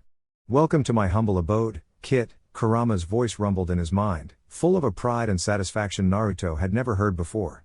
Before they could take another step, a figure emerged from the shadows of the colossal trees. It was a fox, but one that walked on 2 legs with the casual posture of a seasoned warrior. He was taller than Jiraiya, with fur the color of midnight and 9 silver-tipped tails that swayed behind him like a cloak. He wore a simple, dark blue samurai hakama, and his crimson eyes, ancient and sharp, sized them up in an instant. "So," the fox's voice was a low, smooth baritone, "the vessel and his toad-scented guardian have arrived." He gave Jiraiya a look that was a mixture of disdain and mild curiosity. Jiraiya bristled slightly, but he knew he was a guest in a place of immense power. He gave a respectful, if slightly stiff, bow. Jiraiya of the Sannin. I am here as Naruto-sensei. The fox gave a dismissive flick of his wrist. Your titles mean nothing here, human. I am Jin, elder of this realm. Kurama has informed us of your unique arrangement. His gaze fell upon Naruto, and his sharp features softened almost imperceptibly. You have his scent. And your own is interesting. A mixture of Uchiha fire and Uzumaki salt. A potent combination. He turned and began walking into the forest. Come. Your training begins now. And it will not be what you expect. They followed Jin through the glowing forest, the ground soft with centuries of fallen, golden leaves. The air was alive with whispers and the flicker of unseen things moving in the shadows. This was a world of spirits, of pure chakra given form. They arrived in a vast, natural clearing, a bowl-shaped valley where hundreds of Kitsune were gathered. Some were training, their movements blurs of impossible speed as they sparred with blades of pure chakra. Others sat in circles, meditating, the air around them shimmering with raw power. This was a village of warriors, of sages, of beings far older and more powerful than any human. Jin led them to the center of the clearing, where he stopped and turned to face them. Your training here will be twofold, he announced, his voice carrying easily over the clearing. Toad Sage. Your task is to impart your knowledge. The Rasengan, your combat experience, and your unique perspective on the world. But you will do so under our guidance. He then looked at Naruto, his crimson eyes intense. As for you, vessel. We will not teach you jutsu. You have your Sharingan for that. We will teach you how to be. You carry a god of destruction within you, yet you fight like a clever human. That is a flaw. We will correct it. Jin smiled, a flash of sharp, white teeth. We will teach you to think like a fox. You will learn to hunt, to track, to use deception as a second skin. You will learn to harness the wild energy of this realm until it is an extension of your own will. We will strip you of your habits, of your dependencies, and we will rebuild you. By the time you leave this place, the Rasengan will be but a parlor trick in your arsenal. Jiraiya watched, a slow, impressed grin spreading across his face. This was better than he could have ever imagined. This wasn't just a training trip. This was an ascension. The time here flows 12 times as fast as your own world, Jin concluded. 3 years for you will be 3 months for Konoha. Do not waste a single moment. He clapped his hands once, a sound that echoed like a thunderclap in the silent valley. A dozen Kitsune warriors, their eyes glowing with anticipation, stepped forward and surrounded Naruto. Your first lesson, Jin said with a predatory smile. Survival. Try not to die before sunrise. The dozen Kitsune warriors surrounding Naruto didn't move like shinobi. They didn't fall into stances or weave hand signs. They simply melted into the crimson and gold forest. One moment they were there, a circle of glowing red eyes and predatory smiles, and the next, they were gone. The clearing was silent, save for the whisper of the wind through the giant, glowing trees. Naruto's senses, honed by years of training, screamed at him. He was a stone dropped into a perfectly still pond, and the ripples of his presence were being watched from every conceivable angle. All right, you want to play hide and seek? Naruto grinned, a familiar, feral excitement taking hold. Fine by me. Multi-shadow clone jutsu. 200 Narutos exploded into existence, spreading out in a search pattern, kunai at the ready. It was a textbook shinobi tactic. Overwhelm the area, force the enemy out of hiding. It was also exactly what the Kitsune wanted. The attack was silent and instantaneous.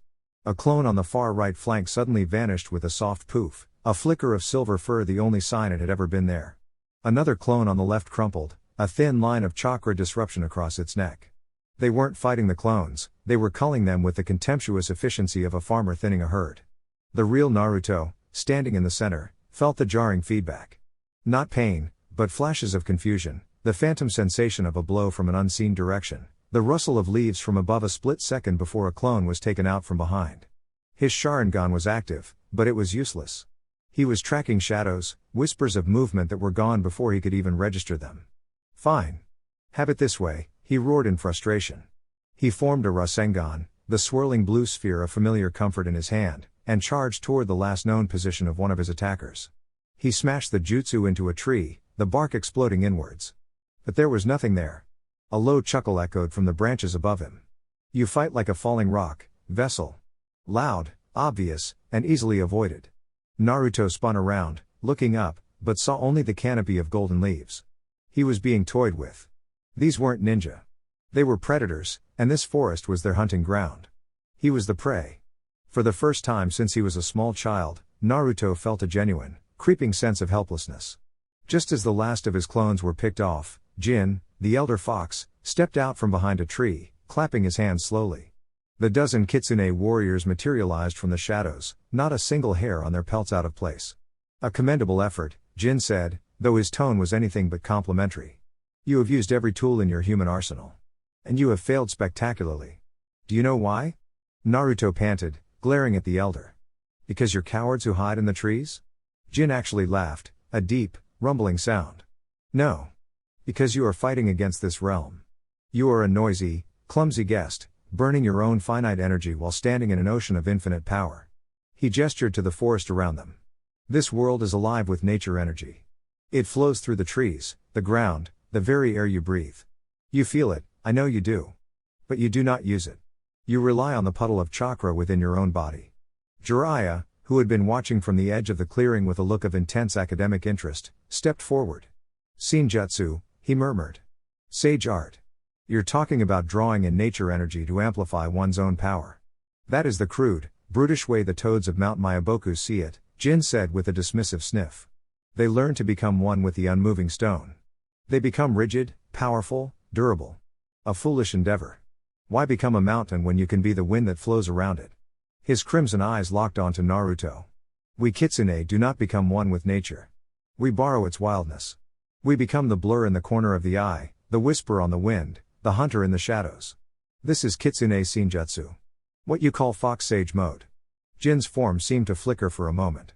When Naruto's Sharingan refocused, he was different. Two sleek, midnight black fox ears now stood atop his head. His fingernails had elongated into sharp, silver claws. The change was subtle, but the shift in his presence was monumental. The nature energy of the entire valley seemed to bend to his will.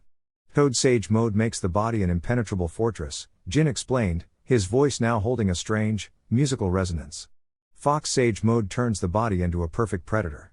Our strength is enhanced, yes, enough to rival the toads. But that is not our true weapon. He took a single, casual step and vanished, reappearing behind Naruto in an instant, the movement so fast it was less a blur and more a glitch in reality. Our weapon is speed. Speed that makes one impossible to hit. He held up his hand, the silver claws glinting in the light of the three moons. And piercing power.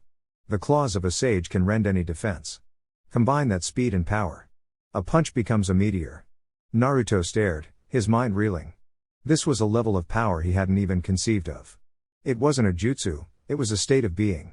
This is what we will teach you, Jin said, the sage features receding as he returned to his normal form. You will learn to silence the noise of your own chakra and listen to the heartbeat of this world. You will draw its energy into you, not to become a stone, but to become a phantom. Your first true lesson begins now. He gestured to the center of the clearing. Sit. Meditate. Do not try to move. Do not try to fight. Just listen. Feel the energy in the roots beneath you, in the leaves above you. Find the pulse of this realm. Only when you can hear its song can you begin to learn the dance.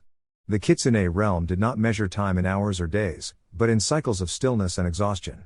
For what felt like an eternity to Naruto, his entire world was a single, cross-legged position on a mossy stone in the center of the training valley.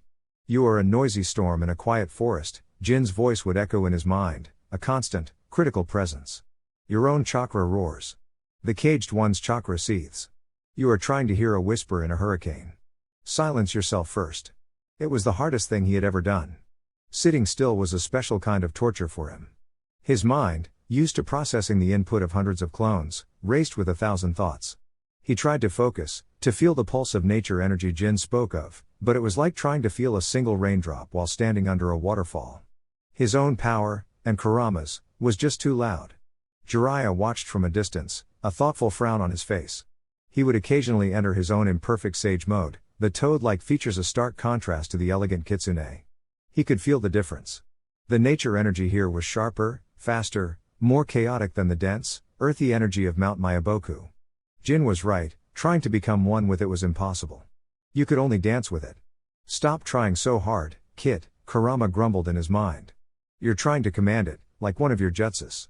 It's not a tool. It's a river. You can't force a river to change its course, but you can learn to float. Frustrated, Naruto finally gave up on trying. He just sat. He let his thoughts drift, his focus soften. He stopped listening for the energy and just existed. And that's when he felt it. A subtle, rhythmic pulse from the ground beneath him, a soft hum in the air around him. It had been there all along, drowned out by his own efforts. The song of the realm. It was faint, but it was a start. Meanwhile, back in Konoha, time moved at its normal, relentless pace. In the Hokage's office, the atmosphere was thick with tension. Tsunade sat at the head of the council table, her fingers steepled, her expression grim. Fugaku, Homura, Koharu, and the other advisors sat in silence as an Onbu commander gave his report. Still no significant movement from either Kumo or Iwa, the commander stated. They're maintaining their positions. It's a standoff. They're watching us, waiting. They're waiting to see if the Uchiha who summoned the fox is a fluke or a real, sustainable threat, Fugaku said, his voice a low rumble. They want to know if our weapon is stable. Tsunade nodded, her eyes scanning a stack of personnel files. An idea, a small but crucial piece of political theater, began to form in her mind. The perception of stability is just as important as the reality. Her eyes stopped on a particular file, her brow furrowing. This can't be right. She pulled out the folder. Emblazoned on the front was the name, Naruto Uchiha. She flipped it open. Rank, Junon. The council members looked at each other. In the chaos of the invasion and its aftermath, it was an oversight no one had caught. The boy who had saved the village, defeated a Bijuu, and was now their single greatest deterrent, was officially still at the lowest rung of the shinobi ladder. A slow, predatory smile spread across Tsunade's face. An oversight, she declared, that we will correct immediately. It's time we sent a message. An hour later, Naruto's blood clone was pulled from a routine D-rank mission, weeding a civilian's garden, much to his chagrin, and summoned to the Hokage's office. He stood there, covered in dirt and bits of grass, looking completely bewildered as he faced the fifth Hokage and the stoic form of his father. Naruto Uchiha, Tsunade began, her voice formal and loud enough for anyone listening to hear. For your exemplary performance during the Chunin exams, your valor in the defense of the village during the invasion, and your successful completion of a critical A-rank mission to Sunagakure, it is my honor, as the fifth Hokage, to officially promote you to the rank of Chunin. She tossed him a brand new, forest green flak jacket. The clone caught it reflexively, staring at it as if it were a foreign object. Congratulations, son, Fugaku said, the corner of his mouth twitching upwards in a rare display of pride. The clone just blinked, a slow, dawning grin spreading across his face. Whoa, he said. Awesome. Back in the Kitsune realm, the real Naruto was finally making progress. He could hold on to the faint pulse of nature energy for a few seconds at a time before his own chakra overwhelmed it. As he sat there, deep in concentration, a reddish puff of smoke appeared beside him. The small, single-tailed messenger fox, Kenta, trotted over, a package wrapped in cloth held in his mouth. Naruto opened his eyes, breaking his meditation. Kenta? What is it? The fox dropped the bundle at his feet. Naruto unwrapped it. Inside was a crisp, new Chunin flak jacket. A scroll was attached. He opened it. It was a message from Tsunade, detailing his official promotion and the political reasoning behind it. He stared at the vest, a strange, amused smile on his face. He had just spent weeks getting his teeth kicked in by fox spirits, covered in mud and sweat, and his clone was back home getting promoted. Hey, he chuckled, a new, fiery resolve lighting his eyes. He looked down at the vest, then at the vast, wild forest around him. Guess I'd better start acting like a Chunin, then. He closed his eyes, and this time, when he reached for the Song of the Realm, he didn't just listen. He began to hum along. 2 years. In the Kitsune realm, under the silver light of the 3 crescent moons, 2 years had passed. For Naruto, it was an eternity of transformation. The boy who had entered the realm was gone, reforged in a crucible of wild energy and ancient wisdom. He was 15 now, taller, his features sharper, carrying himself with a quiet, coiled confidence that was a universe away from his old boisterous energy. His training had transcended jutsu. It was about instinct, about presence. He stood in the center of the training valley, his eyes closed. Across from him, Jin, the 9-tailed elder, stood with his arms crossed. Again, Jin's voice commanded. Naruto didn't move. He didn't form a seal or mold his chakra. He simply listened. He felt the hum of the air, the pulse of the earth, the flow of Jin's own potent life force. He saw not with his eyes, but with the senses of the world itself.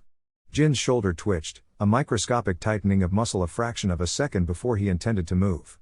In that instant, Naruto was gone. He didn't blur, he simply ceased to be where he was and appeared behind the elder fox, his hand resting gently on Jin's shoulder. Jin's crimson eyes widened almost imperceptibly. He let out a slow, impressed breath. You have learned the song of this realm, Naruto Uchiha. The rest is merely refinement. Naruto opened his eyes, a faint, red pigmentation around them, the last lingering trace of Fox Sage mode. He had almost mastered it. The speed, the senses, the predatory grace of the Kitsune. They were his now. 2 months. In the human realm, 2 months had passed since Naruto Uchiha had left for his training. In a damp, torch-lit cavern deep within the nameless mountains between the land of earth and the land of frost, 2 of the world's most powerful men met. Aniki, the third Tsuchikage of Iwagakure, floated above a rough-hewn stone seat, a small, wizened man whose ancient appearance belied a terrifying power. Across from him sat the fourth Raikage of Kumagakure, a mountain of muscle and impatience, his arms crossed over his chest. Your silence is becoming tiresome, Aniki, the Raikage's voice boomed, echoing in the cavern. We agreed to meet to discuss a course of action, not to watch you meditate. Patience is a virtue you have never possessed, Aniki retorted, his voice raspy with age. It is why you charge headfirst into problems, and why I solve them. He stroked his long white beard. The situation in Konoha is vexing. Vexing? It is an insult. Slammed his fist on the stone table between them, cracking it. That woman, Tsunade, she's playing us for fools. She confines her greatest weapon to the village walls like a house pet. My best assassins, your own Anbu. None can get close. The barrier is one thing, but the boy himself never leaves. It's suspicious. It is more than suspicious, it is a deliberate strategy, Aniki mused. Our scouts report the same thing day after day. The Naruto Uchiha we are allowed to see completes low-level missions. He eats ramen. He shows no discernible growth in strength. For a prodigy of his caliber, this is not just unlikely, it is impossible. Tsunade is feeding us a lie. The Raikage scoffed. So what? We know he's a threat. The display at the exams was clear enough. A Jinchuriki with perfect control over the full 9 tails is bad enough. But one who can wield that power and use the 4th Hokage's Hiraishin? He's a one-man army who can appear anywhere, at any time. We cannot allow such a weapon to be perfected. He leaned forward, his golden championship belt glinting in the dim torchlight. We should strike now, while Konoha is still recovering. My brother, B, can handle the fox. Your Jinchuriki, Roshi, can provide support. Our 2 villages together could crush them before they have time to properly prepare their weapon. And walk into what is almost certainly a trap? Aniki countered, his old eyes sharp. You see a weapon being sharpened. I see a lure being baited. Why would Tsunade show the world her trump card, only to hide it away where it shows no improvement? It makes no sense. She is goading us, She wants us to think she is weak, that the boy is all she has. She is daring us to invade. The Raikage growled in frustration, knowing the old man had a point. So we do nothing? We wait for Konoha to regain its full strength? For that boy to truly master his abilities? No, Aniki said, a cunning glint in his eye. We do not wait. But we do not charge in like mindless bulls either. We find a new path. We apply pressure from a different direction. He leaned forward conspiratorially. We have both had dealings with a certain organization. Men in black cloaks with red clouds. The Akatsuki. The Raikage's expression darkened. What of them? They hunt Jinchuriki, Aniki said simply. And they are not bound by the politics of nations. Perhaps. It is time we gave them a new target to hunt. Let them test the true strength of Konoha's phantom weapon. Let the Akatsuki poke the hornet's nest for us. The final 6 months of Naruto's time in the Kitsune realm passed in a blur of intense, focused refinement. The raw power he had developed was honed to a razor's edge under Jin's tutelage. He mastered the elemental Rasengan, creating a swirling vortex of wind that could carve through solid rock, and learned to sustain his fox sage mode for longer and longer periods, the wild energy of the realm becoming as natural to him as breathing. One evening, as the 3 moons hung high in the purple sky, Jiraiya found him meditating by the great waterfall.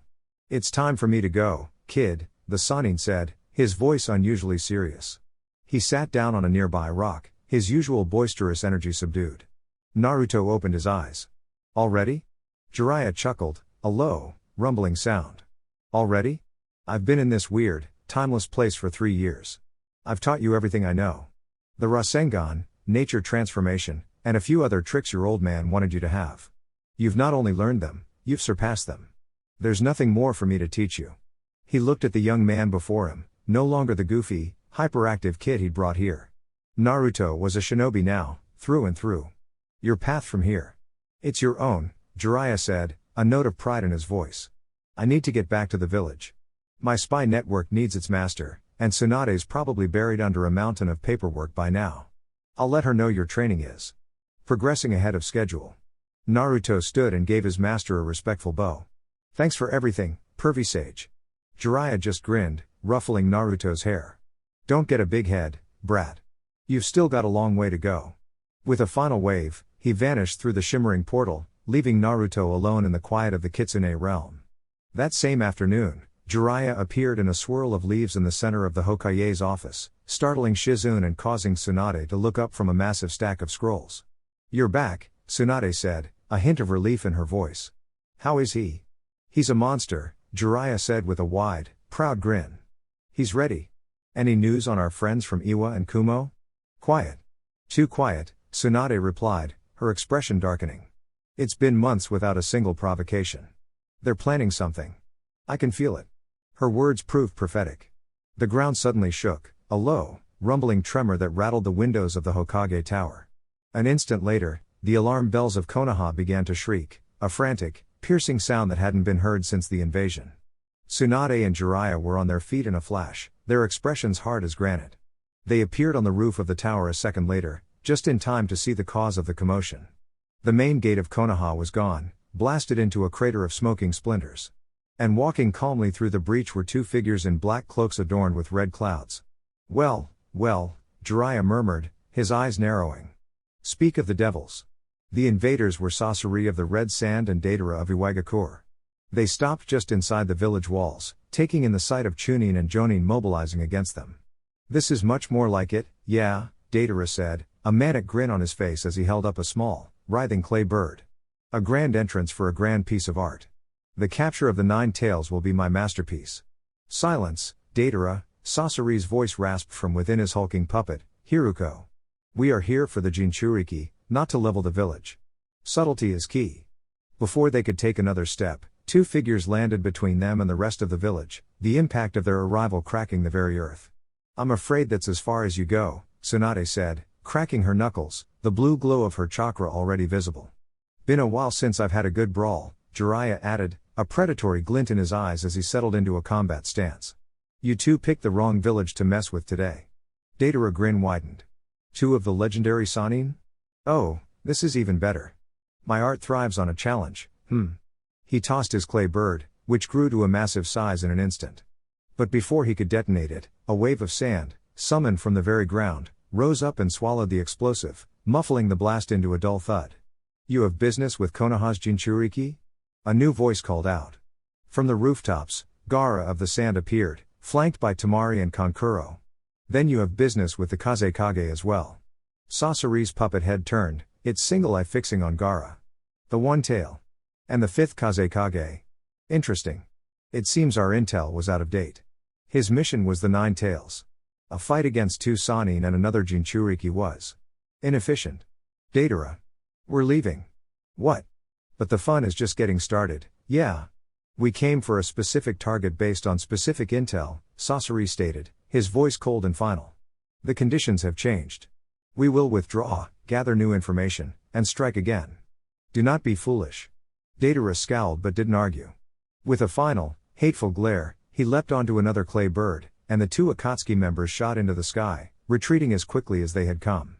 An uneasy silence fell over the ruined gate. The immediate threat was gone, but the implications were terrifying. Tsunade stared after them, her fists clenched so tight her knuckles were white. The intel. The timing. The specific target. It all clicked into place with horrifying clarity. They weren't just testing us, she said, her voice a low, furious growl. They were sent. Hired by Aniki and A.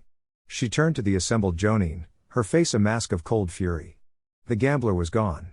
The wartime Hokage had taken her place. This was an act of war, she declared, her voice ringing with absolute authority. Send word to every shinobi. Full mobilization. Konoha is preparing for war. The Akatsuki's brazen attack, though brief, had sent a shockwave through Konoha. The full mobilization order from Tsunade transformed the village overnight. The usual lazy peace was replaced by a sharp, militaristic edge. Jonin commanders barked orders in the streets, supply convoys rumbled through the newly repaired gates, and the training grounds were filled from dawn till dusk with the sounds of sparring and jutsu. The village was a coiled spring, tense and ready to strike. In the heart of this storm, the Hokage's office had become a war room. Tsunade stood before a large map of the elemental nations, flanked by Jiraiya and Fugaku. Across from them stood Gaara, his arms crossed, his youthful face set with a gravity that belied his age. He was no longer just the Sans Jinchuriki, he was the fifth Kazekage, a title he had earned through the sheer, undeniable will of his people after Naruto's intervention had stabilized his mind and spirit.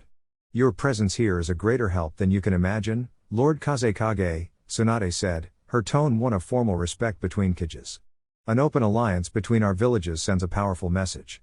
It is the least I can do, Gaara replied, his voice a low, steady rasp. Naruto Uchiha saved me from myself, and in doing so, he saved my village from the path Orochimaru had set for it. The debt is not easily repaid. Sunagakure will stand with Konoha. Our forces are already mobilizing to secure our shared border. Iwa and Kumo will not find an easy path through the desert.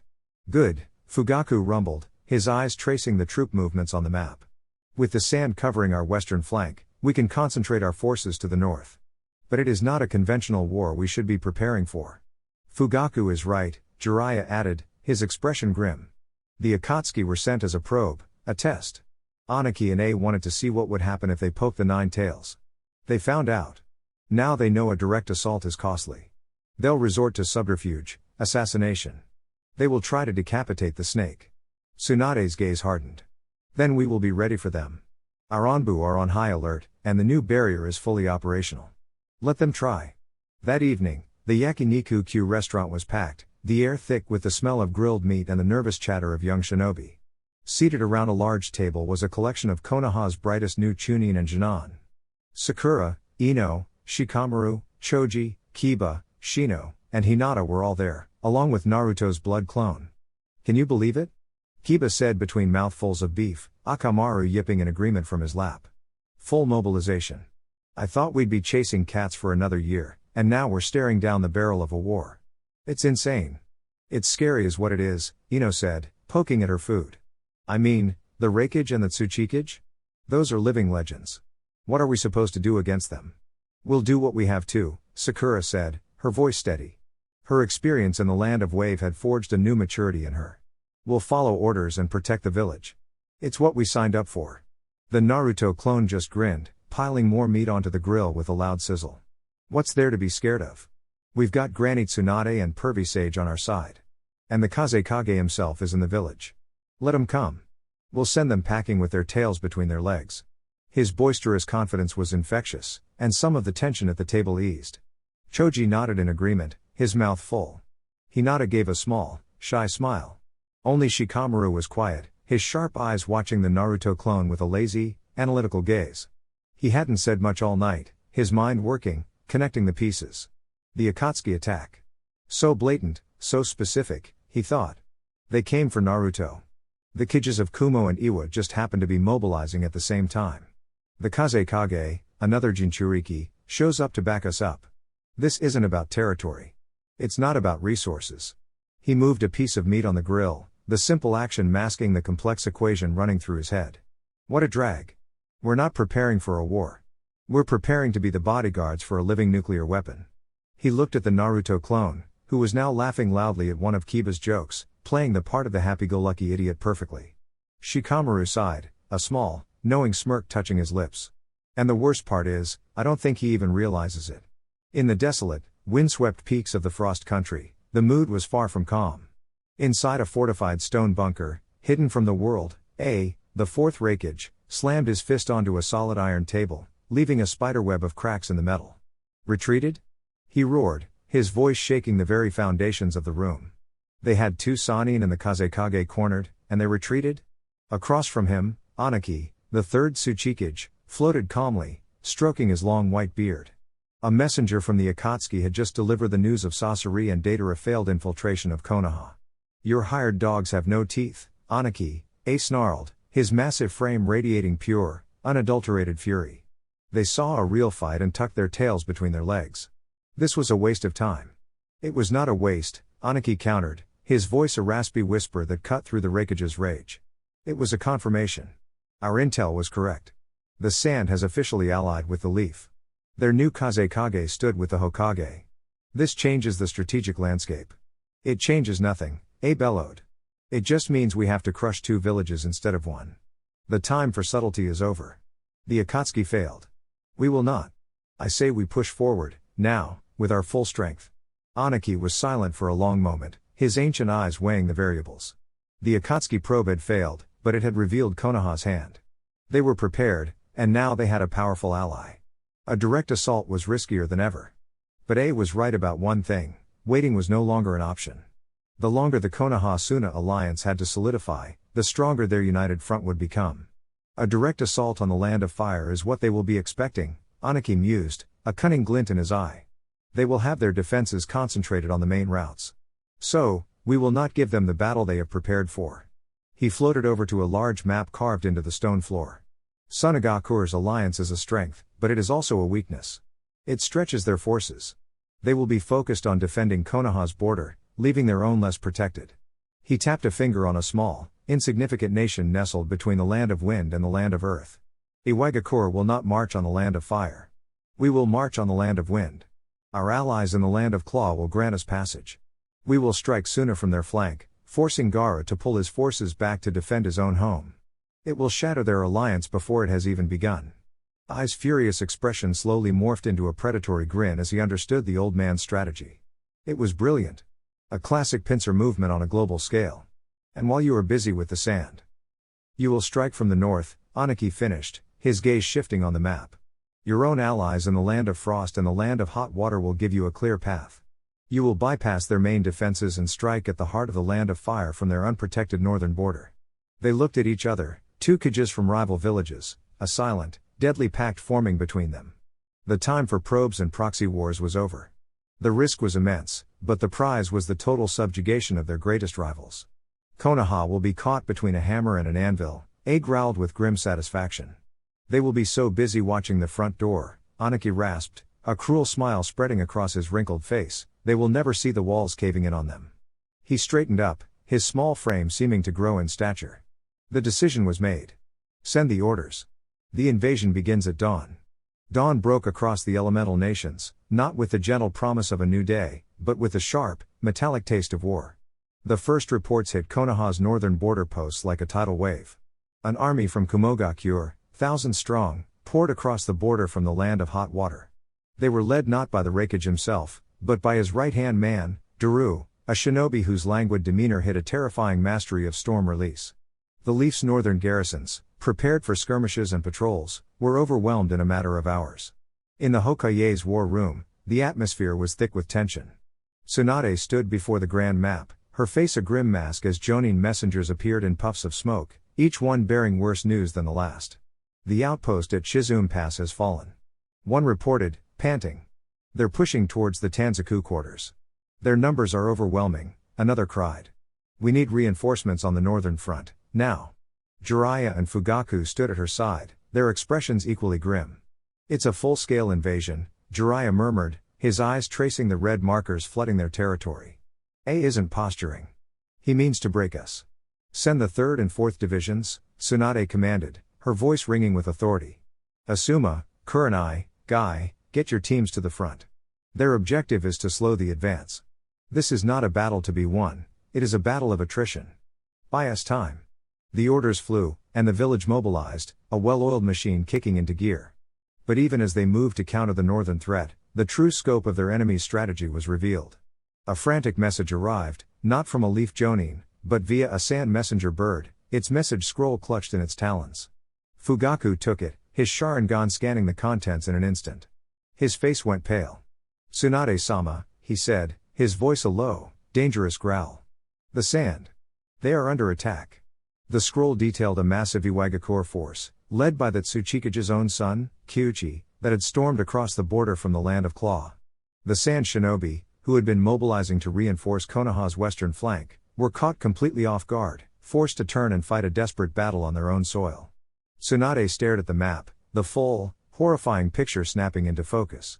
She saw the two massive armies, two fronts, a perfectly executed pincer movement designed to crush the alliance before it could even form. That old fence-sitter, she whispered, a new, grudging respect for Anaki's cunning mixing with her fury. He played us perfectly. They were trapped. If they sent reinforcements to the sand, their own northern front would collapse. If they focused on their own defense, Suna would fall, and the full might of Iwagakura's army would then turn on them. They were being bled on two fronts, forced to choose which limb to sacrifice. The pressure in the room was immense. The elders murmured nervously. Danzo watched with a cold, calculating gaze. This was Tsunade's first true test as Hokage, a baptism by fire on a scale not seen in decades. She took a deep breath, her decision made. She looked not at the map, but at the small, intricate wooden fox that sat on the corner of her desk, the Kitsune messenger. We will not break, she declared, her voice cutting through the tension. She picked up a blank scroll and a brush, her movement swift and sure. She wrote a single, urgent line. She sealed the scroll and infused it with her chakra, a signal only the Kitsune would recognize. She placed the scroll in the messenger fox's mouth. Find him, she commanded. The fox gave a sharp, intelligent bark and vanished in a swirl of leaves and ethereal blue fire. The call had been sent. The war had begun. And now, the only question was whether their own hidden weapon could arrive in time to turn the tide. In the Kitsune realm, time flowed like a slow, silver river. 2 years of relentless training had honed Naruto into a weapon unlike any other. He stood alone before the great Torii Gate, the swirling portal back to the human realm shimmering before him. Jiraiya had departed weeks ago, a proud grin on his face, having declared there was nothing more he could teach the boy who had mastered his legacy and was now forging his own. The time for refinement was over. It was time to go home. A flicker of ethereal blue fire suddenly erupted beside him. The small, wooden messenger fox appeared, a scroll clutched in its mouth. It looked frantic, its small body trembling. Naruto took the scroll, his smile vanishing as he felt the urgent pulse of Tsunade's chakra within the seal. He broke it. The message was short, brutal, and to the point. They're here. Both of them. We are at war. Naruto didn't speak. He closed his eyes, his new senses reaching out, not through the portal, but through his deep, intrinsic connection to the blood clone he had left behind. He saw a flash of memory, the panicked faces in the Hokage's war room, the map covered in enemy markers, the grim determination on his father's face. He felt the village's fear, its anger, its desperate resolve. He opened his eyes. They were glowing, the blue irises sharp with a cold, terrifying fury. The atmosphere in the Hokage's war room was suffocating. Tsunade stood before the grand map, surrounded by the highest echelons of Konoha's power, Fugaku, the clan heads, the village elders, and a silent, bandaged Danzo Shimura. Standing beside the Hokage's desk was Naruto Uchiha's blood clone, his expression a perfect mask of grim determination. The situation is untenable, Elder Homura stated, his voice thin with anxiety. We are being bled on two fronts. We cannot hold both. We must choose, Koharu added grimly. Reinforce the north, or risk the sand being annihilated. Suddenly, in the very center of the room, a brilliant golden flash erupted, blinding everyone for a split second. A wave of displaced air rustled the scrolls on the walls. When their vision cleared, a figure stood there. He was 16, tall and broad-shouldered, wearing a long, white coat with red flames licking the bottom. The face was familiar, but the presence was not. This was not the boyish clone who stood by the desk. This was a warrior, radiating an aura of immense, controlled power and the calm, chilling focus of a seasoned commander. It was the real Naruto Uchiha. The room erupted. Anbu operatives dropped from the ceiling, kunai drawn. The clan heads leapt to their feet. The blood clone simply looked at the original and gave a weary, satisfied smirk. Tsunade, however, threw her head back and laughed, a loud, booming sound of pure, triumphant relief. She slammed her hand on the table. It seems, she announced to the stunned room, our secret weapon has arrived. A murmur of confusion and awe swept through the council. You, Tsunade said, pointing at the blood clone. Good work. Dispel. The clone nodded and dissolved into a pool of blood that quickly evaporated, revealing the ruse to all. Danzo Shimura, who had been watching from the shadows, stepped forward. His single visible eye was not filled with suspicion, but with a look of profound, almost reverent awe. He began to clap, a slow, deliberate sound that drew every eye in the room. Bravo, 5th Hokage, he said, his voice a low, rasping sound of genuine admiration. Truly, bravo. A phantom Jinchuriki to act as a deterrent, while the real one was hidden away, being forged into a true weapon. He looked from Tsunade's triumphant face to Naruto's powerful form. Hiruzen's sentimentality would have been the death of us. You have the cunning of a true cage. A willingness to deceive the entire world for the sake of the village. He stopped before her, and for the first time, offered a deep, respectful bow. I have misjudged you, Tsunade Heim. It seems the will of fire has been rekindled into a proper inferno after all. Konoha will not just survive this war.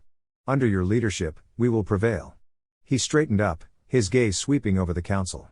My route is yours to command. Unconditionally. We will be your fangs in the darkness. Tsunade's eyes widened slightly, understanding the monumental political shift that had just occurred. She had just gained the unwavering loyalty of the village's most dangerous and secretive faction. She gave a sharp, decisive nod. I accept. She then turned her gaze to the real Naruto, the mood in the room shifting from political maneuvering to the grim reality of war. Naruto looked at his father, then at his Hokage. His voice was calm, steady, and filled with an unshakable power that silenced the entire room. Where do you need me? Naruto's question, where do you need me? Hung in the air, cutting through the political shockwaves his return had caused. The room, which had been a whirlwind of awe and revelation, snapped back to the grim reality of the war map. Every eye turned to Tsunade. This was her moment, her first true command with all her pieces on the board. She didn't hesitate. Her gaze, sharp and decisive, swept across the map, a general seeing not problems, but solutions. The enemy thinks they have us in a pincer, she began, her voice ringing with a newfound authority that left no room for doubt. They believe we have to choose which front to sacrifice. They are wrong. She pointed a finger at the flood of red markers on the northeastern border. Jiraiya. The toad Sannin stepped forward, his expression serious. I'm here. You will take command of the northern front, Tsunade ordered. I'm giving you the 3rd and 4th divisions, along with every jonin not assigned to a defensive squad. Your objective is not to win. It is to hold. Stall the Kumo army, bleed them for every inch of ground they take. Turn our forests into a graveyard for them. Do not let them reach the capital. Jiraiya gave a grim, confident smirk. A delaying action against a hothead like A? Consider it done.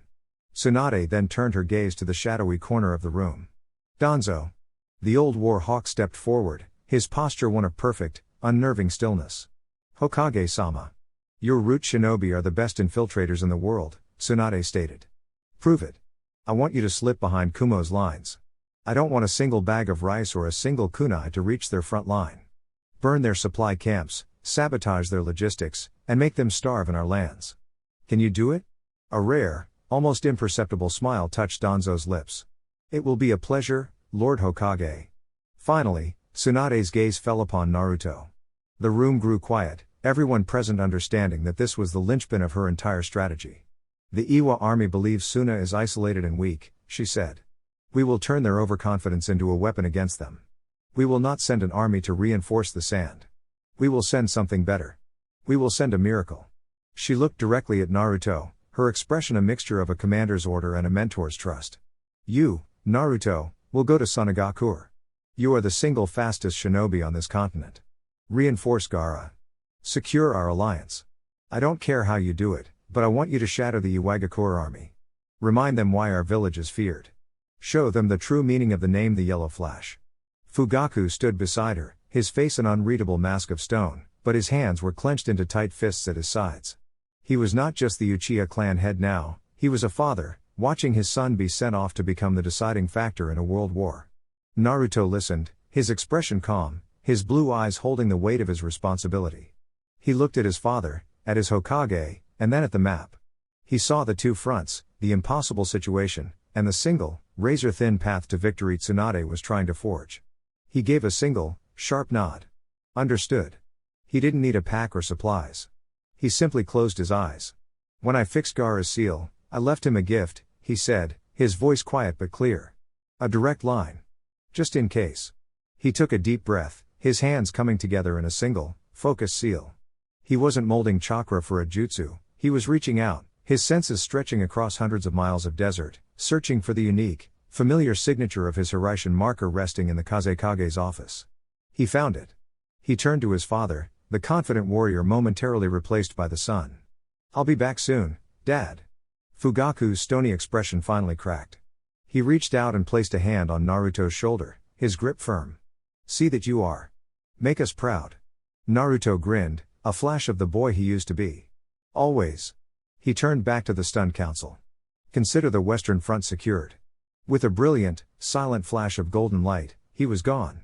The empty space where he had stood seemed to hum with power. Tsunade looked at her war room, at the renewed hope and steely resolve on the faces of her commanders.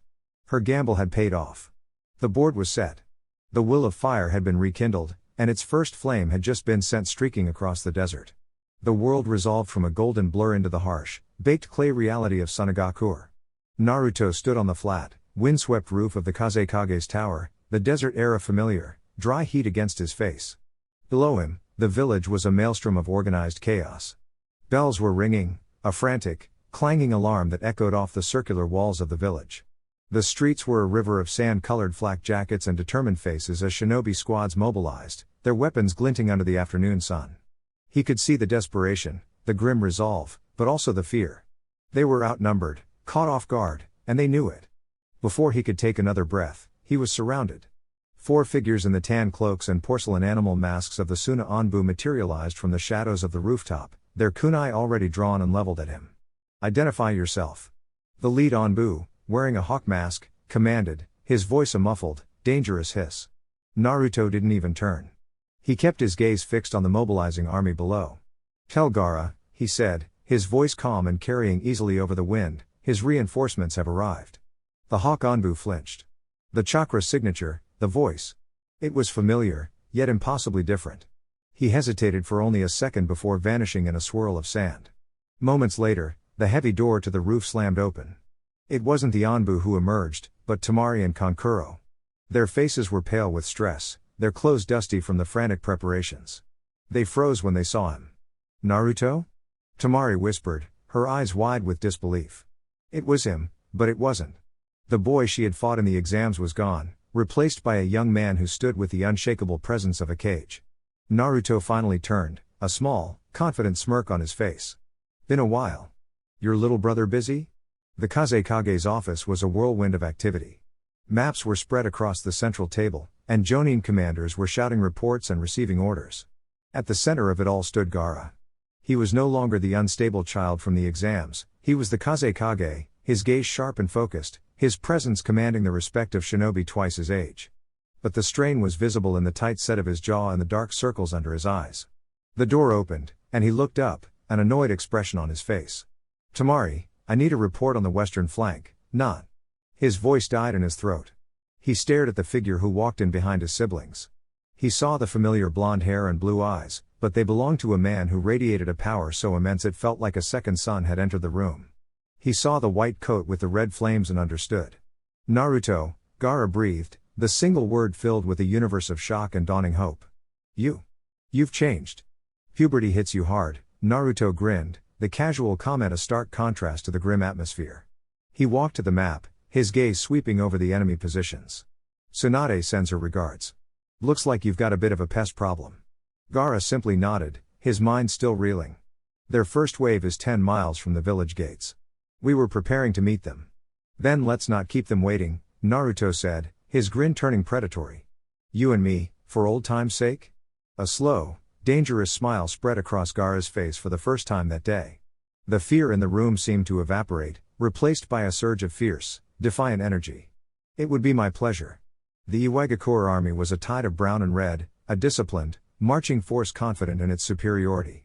Their commander, a veteran Jonin named Gari, watched from a ridge, a cruel smirk on his face.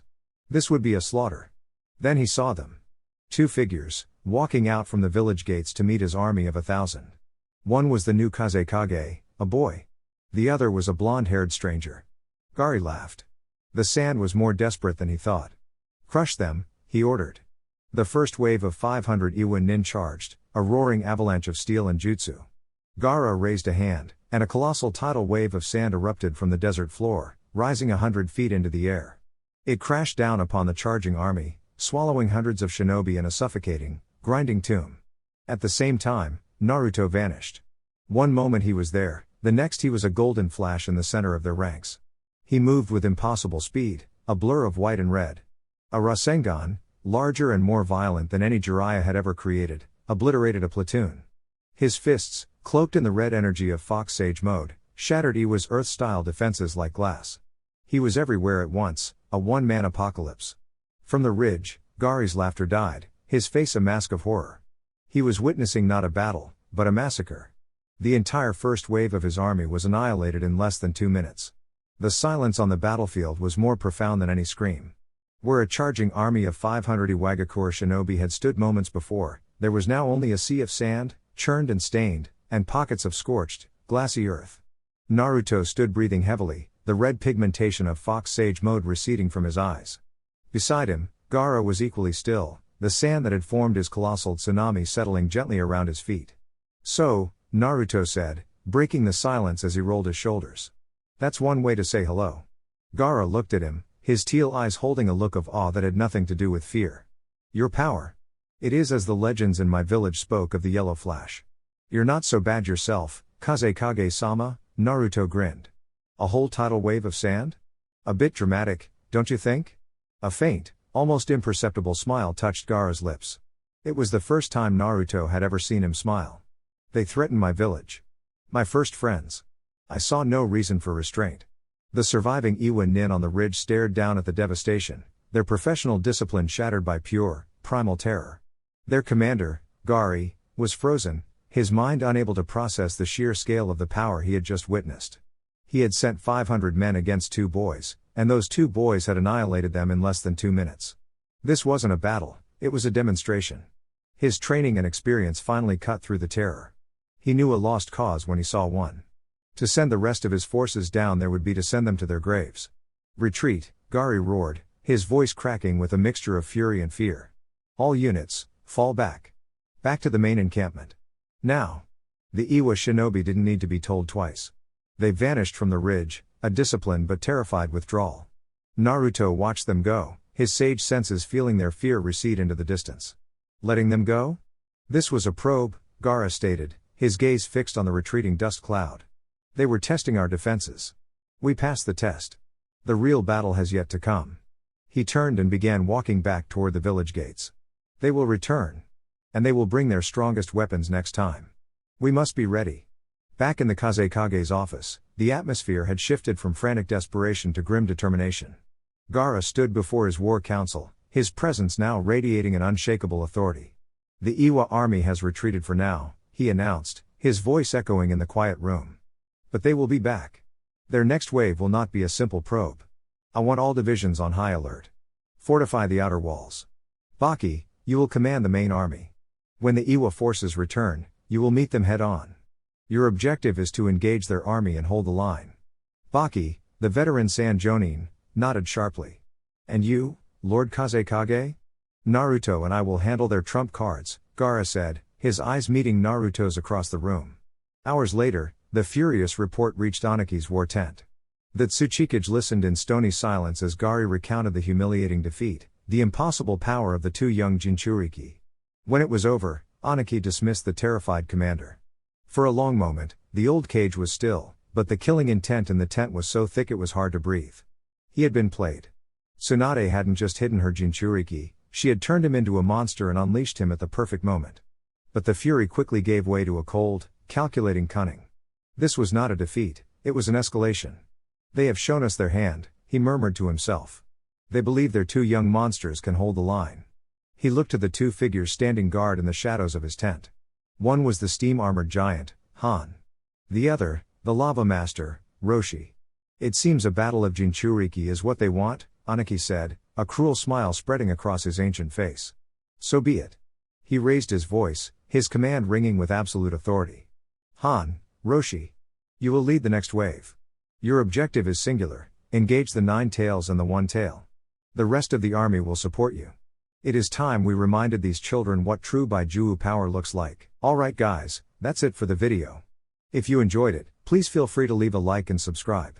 As always, the rest of the story is already out over on Patreon, link to that will be in the description. Anyways, until next time, peace.